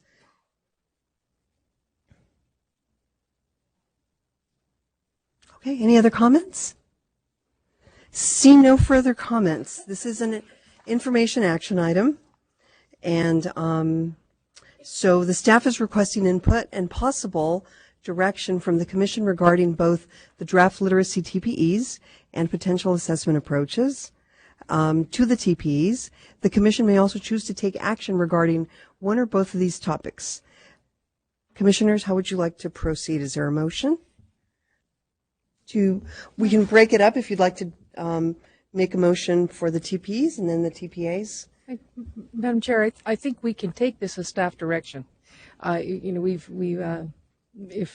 you feel the need to formalize it, I think you've asked us to do what we would very much like to do for you. Yeah. Commissioner Hunt?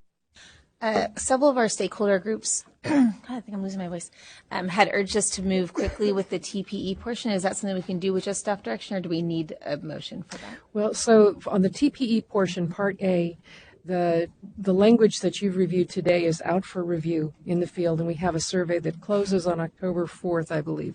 So our intent is to analyze that and bring that back to you, we hope at the final meeting of this year in November. And, depending on how much consensus or how much lack of consensus there is, action could be taken as early as November if you're ready to adopt the TPEs that are proposed based on what you get back.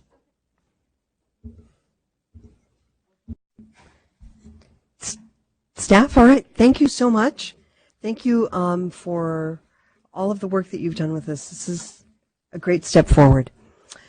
So, shall we adjourn for lunch? Okay. All right. All right.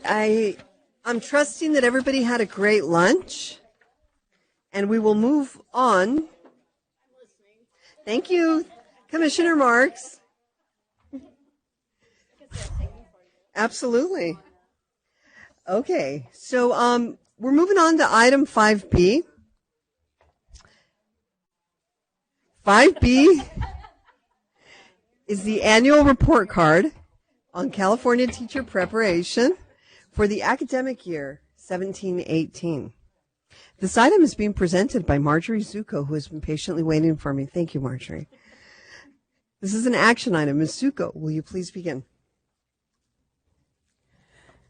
Good afternoon, Commissioners. Agenda afternoon. item 5B, Annual Report Card on California Teacher Preparation Programs for the academic year 2017-18. This annual report card is also referred as the Title II report. So throughout the presentation, I'll be saying Title II. Before I go into the highlights from 17-18 report, I wanted to give a little bit of a background on what is Title II, why do we have to submit Title II, and when do we submit Title II.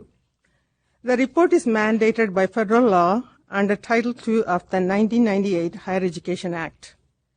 Higher Education Act legislation was reauthorized in 2008, and sections 205 through 208 call for accountability for teacher preparation programs. There are three major reports developed for each Title II reporting cycle. First is the institutional level reports, a consolidated state report, so this is the state report, and a compiled national report. It's also referred as the Secretary's report. Teacher preparation programs submit the Title II reports to the Commission in April every year. The states submit a consolidated report to the U.S. Department of Education in October. The Secretary's report is published the following April, so we follow the April-October reporting cycle. This is the 19th report the Commission will be submitting to the U.S. Department of Education. Westat is our federal contractor. They designed a web-based data collection tool, which is called the Institutional and Program Report Card, or IPRC. State Report Card is also a web-based, paperless data collection system, and all 50 states submit the state report through this web-based system. The deadline to submit the state report card is October 31st. What is in this annual report card or Title II report? The Title II report includes data on teaching credentials only, that is multiple subject, single subject, and educational specialist credentials. The report does not include designated subjects or services credentials. Data reported for initial credentials only. We do not have to report on added authorizations or secondary authorizations. Since it's an annual collection, they do not want duplicate data. So every year we submit only the brand new teaching credentials. All teacher preparation programs report on the following exams: basic skills exams, California subject examination for teachers, that will be the CSET, reading instruction competence assessment, or the RECA. In prior years, pass rate was calculated only for program completers. After the reauthorization since 2009-10, in addition to program completers, pass rates are calculated for enrolled candidates as well. A little bit of a definition for enrolled versus program completers. When the candidates are enrolled in a teacher preparation program, they're called the enrolled. And when they are finished with all the requirements and they're at the tail end of the program, they're called the program completers. So now the pass rate are collected and calculated for 5 different groups. Group 1 is enrolled candidates who completed all non-clinical work. And all other enrolled candidates are considered Group 2. Program completers from this year is considered Group 3. Program completers from prior years, from 15-16 and 16-17, are considered Groups 4 and 5. Teacher preparation programs submit the list of enrolled candidates and program completers. That will be Group 1, 2, and 3. Since they submit this information every year, they do not have to submit Groups 4 and 5. We update their pass rate and publish the pass rate. For each assessment, we have to show the number of people who took the exam, number who passed, a pass rate. We also show the statewide average pass rate. In addition to the pass rate was the main focus of this Title II report. Since the reauthorization, they have added some lot of other topics. So these topics are listed on page 2 on table 1. Similarly, data elements that are submitted for the state report card are listed on page 3 on table 2. As you can see, most of the information listed on table 1 are listed on table 2. Those information are already preloaded in the state report card.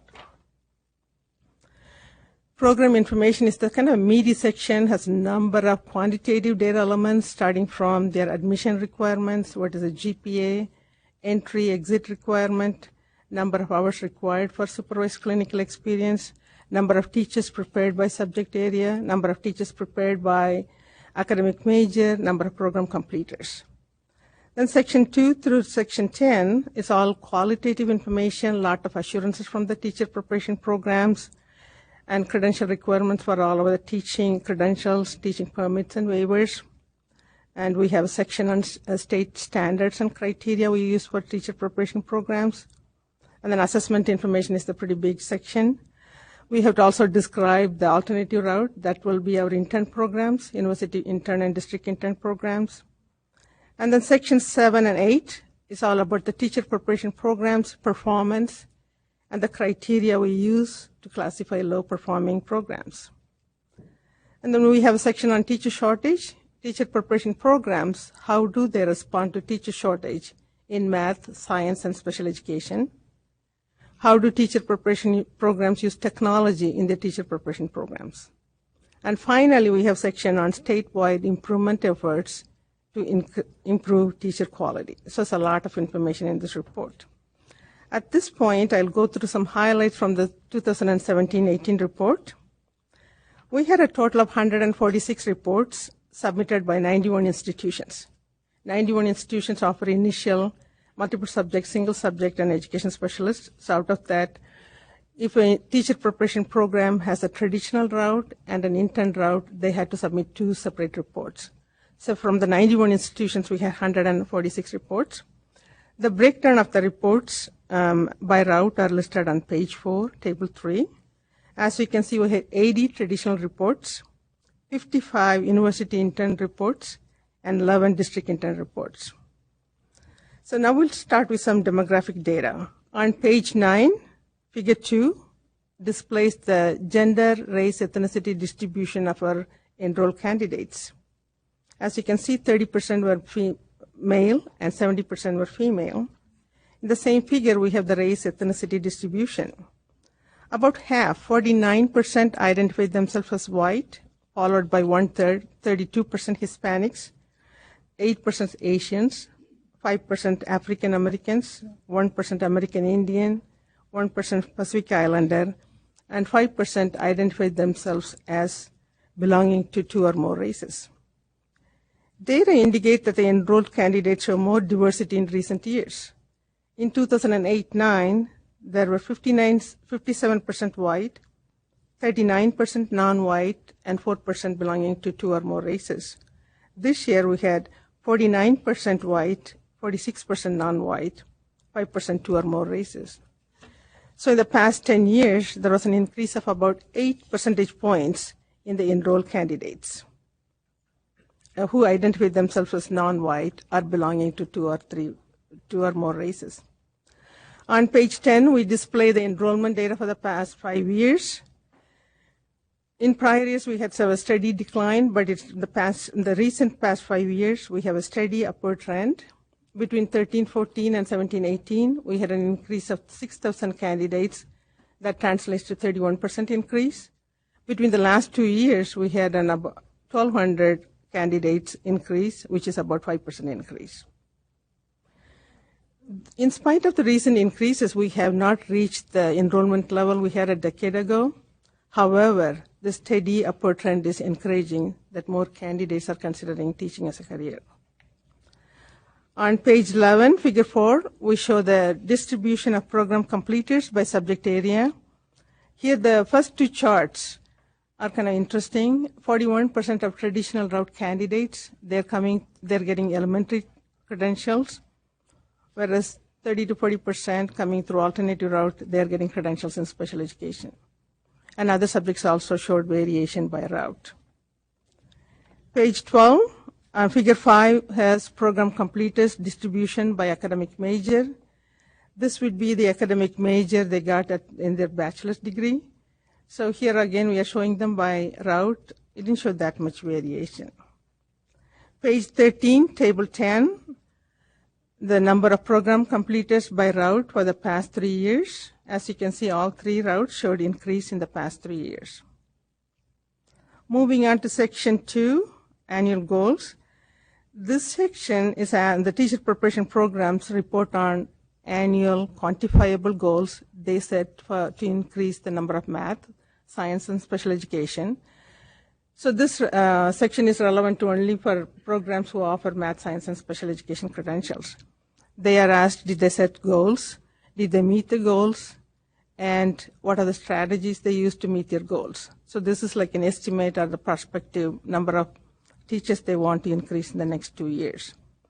So data are provided for 17-18, 18-19, and 19-20. And for when we combine math, science, and special education, the total number ranged between 4,600 to 5,400. So I think we're beginning to see a small impact in the increased program completers and enrolled candidates. But since the projection is for 18, 19, and 19-20, it may take a few more years to see the full impact of this annual goal set by teacher preparation programs. Then we have section 3 to section 11. We have a lot of qualitative information about our assessment to standards and criteria. I'll stop at this point. I'll be happy to answer any questions. We are also happy to say that we redesigned all our Title II dashboards, and we have updated the dashboards with 17-18 data. So you'll be able to see all the state trends, state highlights, and you can drill down onto the institutional level data. This is an action item, so staff recommends that the Commission approve this annual report card of teacher preparation program so we can reformat this report and submit this report on the web-based system before October 31st. Thank you. We'll now hear from our public, and we have one public comment card. Nigel Massaro, if you'll please step up and state your name and affiliation.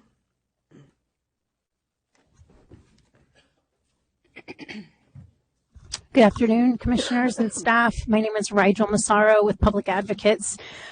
You all know that we see this report as more than a report. It's really a bit of a temperature check on multiple measures of our teacher supply in California.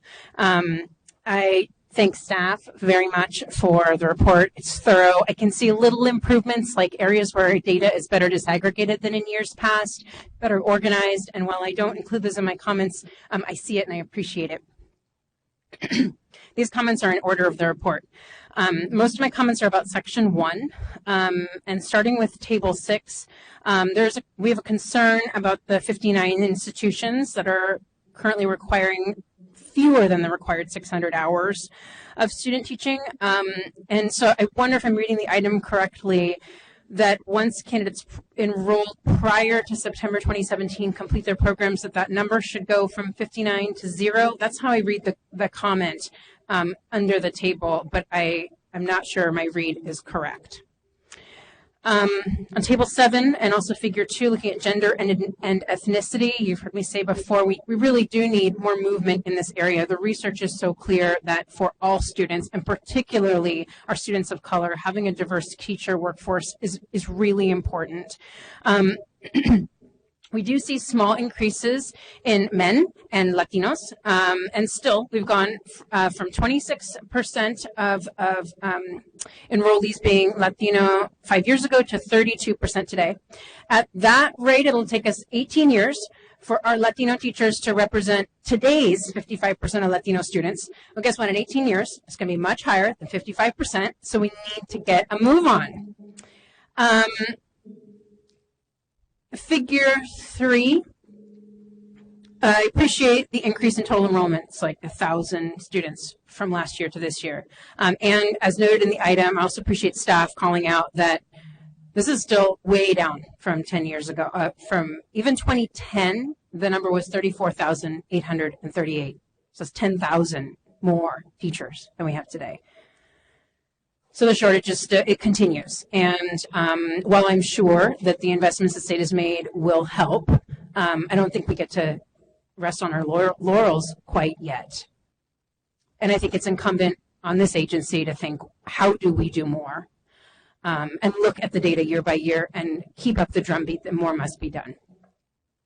In Table 9, it's really important for us to look at the type of new teachers we're preparing. So even only 2 years with 2 years ago, but I'm going on the data, which is 17 data, right? So we prepared 1,000 more traditional route teachers than in this report. That was just 2 years ago. And we produced half of the number of intern teachers. So our numbers are going up, but they're not fully prepared teachers. So again, we can't be satisfied with our progress right now. We want increases in fully prepared teachers in the state, especially when we know that these underprepared teachers are disproportionately teaching our highest needs students. And so it's kind of my next point about Table 8 and Figure 4. This continued concern about the low number of fully prepared teachers we have coming into special education. This is to me a travesty. We have 8% entering the classroom fully prepared right now in special ed. So again, this is special education where our most needy populations are performing lowest across multiple dashboard indicators, including academic measures and suspensions, where Black and English learner students are overrepresented, and they are increasingly being taught by an underprepared teacher workforce. And I'm not blaming those professionals in front of them, but with just a few weeks of training and a small summer school class, they're not prepared to meet the diverse needs of those students. Okay, moving on to Section 2, we appreciate the goals that programs are setting. It's important. And accountability is important. Whether they're meeting those goals is really important to report on.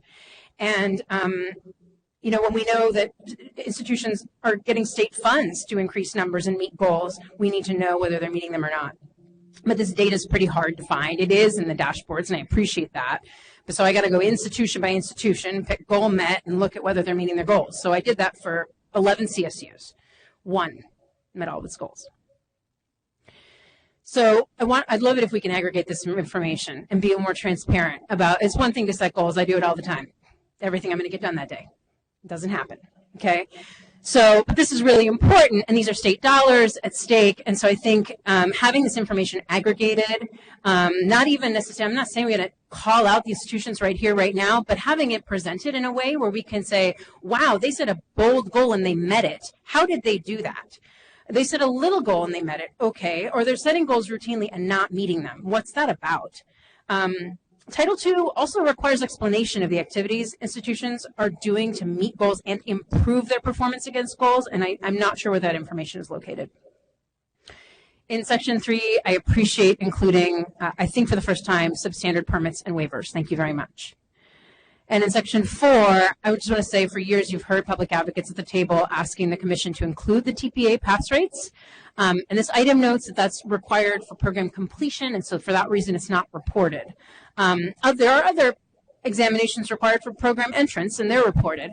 The TPA is California's, in my mind, flagship assessment. It's the only one that we have research proving its effectiveness to ensuring we have quality teachers. So I ask you to please consider including that information in the pass rate section moving forward. Thank you. Thank you, Rigel. So showing no other public comments, public comments are now closed for this item. Commissioners, anybody have any comments? Dr. Sugo, did you want to say something? Yeah, I would like to respond to some of the comments. Table 6, the 600, the distribution of clinical hours by institution. That section used to be really hard to get the information because the same questions are asked for traditional route and alternative route. So we have, these are definitions, everything comes directly from the feds, so we have to follow the federal guidelines. So we have been working with the contractor so they are able to kind of come up with a clear definition for traditional route versus intended route. So the information will be cleaner and more consistent for next year. I think they're doing the revisions this year. So hopefully that section will have a little more consistent information by route. So we're hoping that'll happen the next year. And the ethnicity, this is what is reported by the institutions. It's 146 reports we are rolling up just to give a statewide picture. So that is the information is all coming from the institution level report. And the goals, here again we are giving an aggregate data, but at the dashboards, we can see every single institution, whether they met the goals for math or science. So the information is available on the dashboard. but we could work on expanding this section. And section TPA, this is the first year we will be collecting the TPA information as part of Title II. So we will have TPA pass rate data for next year report.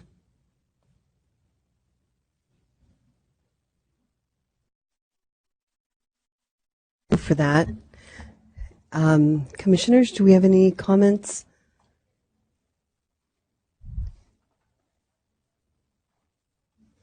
Commissioner Sloan? Dr. Sukow, thank you for pointing out the issue around the clinical hours. I was just going to point us to Table 5 on page 7, which is where institutions need to report the number of clock hours required for student teaching and the number of full-time equivalent faculty who are doing it. This has always been, as you mentioned, it's been really problematic to show across the three different types of pathways, the traditional, the alternative IHE, and the alternative LEA-based.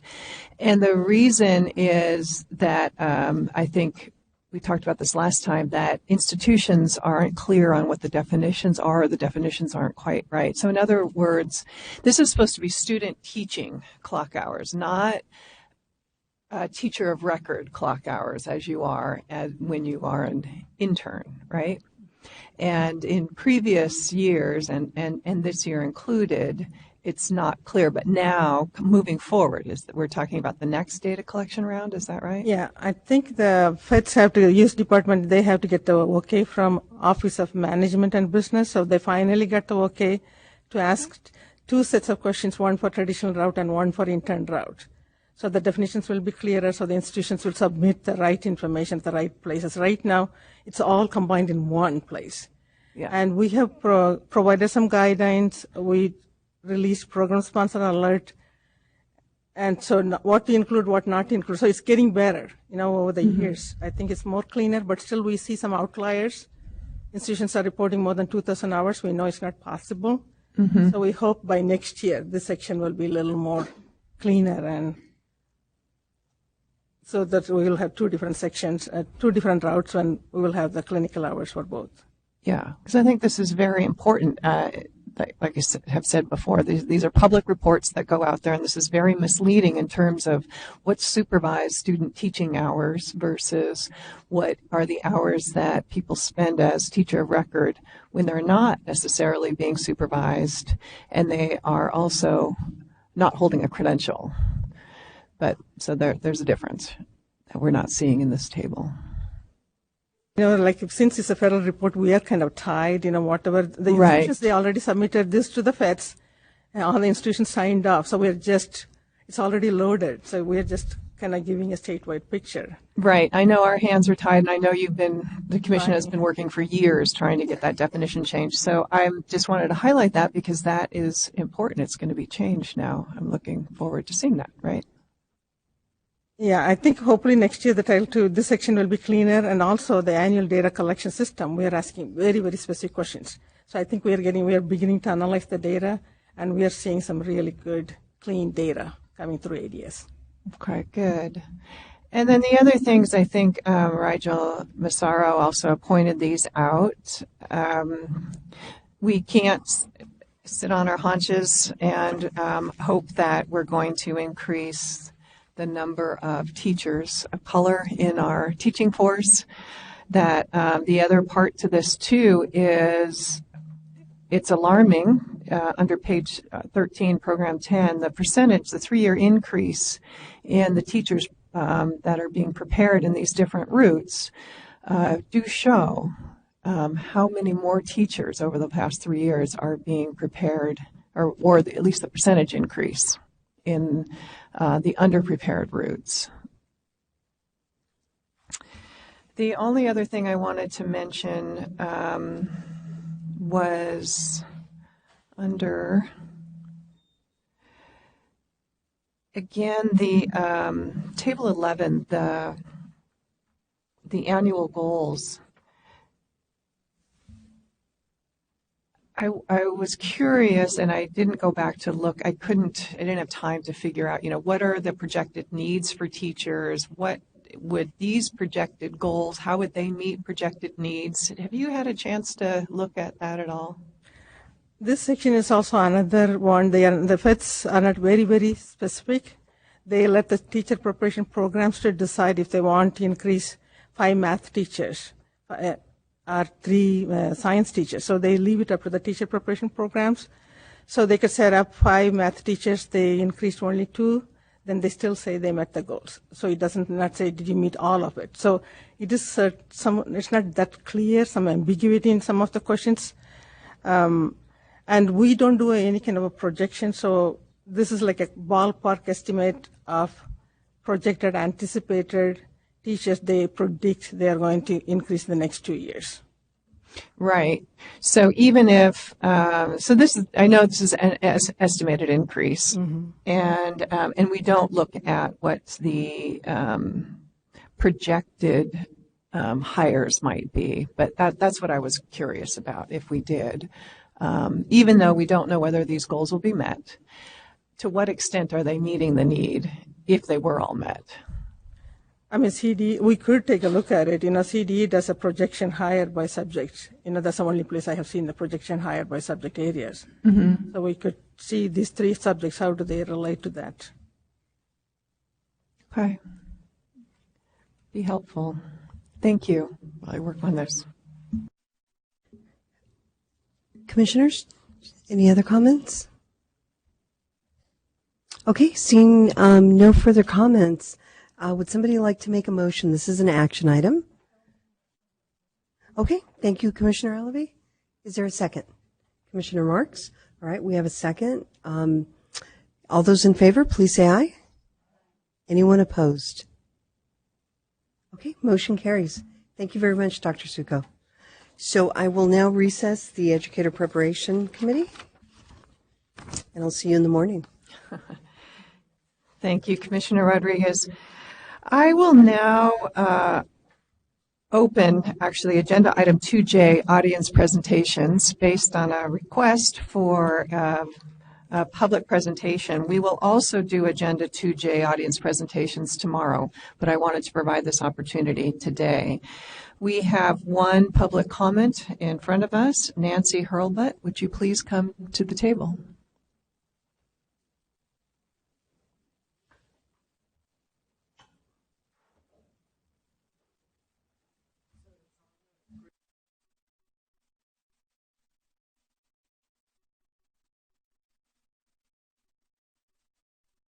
It's not on. Okay. Thank you very much for giving me the opportunity. And I'm Nancy Hurlbut. I'm an emeritus professor at Cal Poly Pomona and chair of the Early Childhood Studies Department. But I'm here speaking on behalf of PEACH, which is a higher ed early childhood collaborative that started in LA County and now is moving across the state, and we're focused on early childhood. And the reason I came is I just want to keep in your working memory the importance of early childhood. I do understand why you're not moving forward right now because there are so many initiatives the government has put forward. But I do want to bring up that it would be really important soon when the governor gets their initiatives done to bring forward the work on the permit, the revisions on the permit, and the possibility of an early childhood credential. And that the early childhood credential, what we would like, well, we'll give you more, but just real quickly, is to have it based on child development or early childhood education as a subject matter, and have it modeled after early childhood special ed. And that's all. So thank you very much for just giving me a minute to bring that back to your attention so it doesn't get forgotten. Thank you.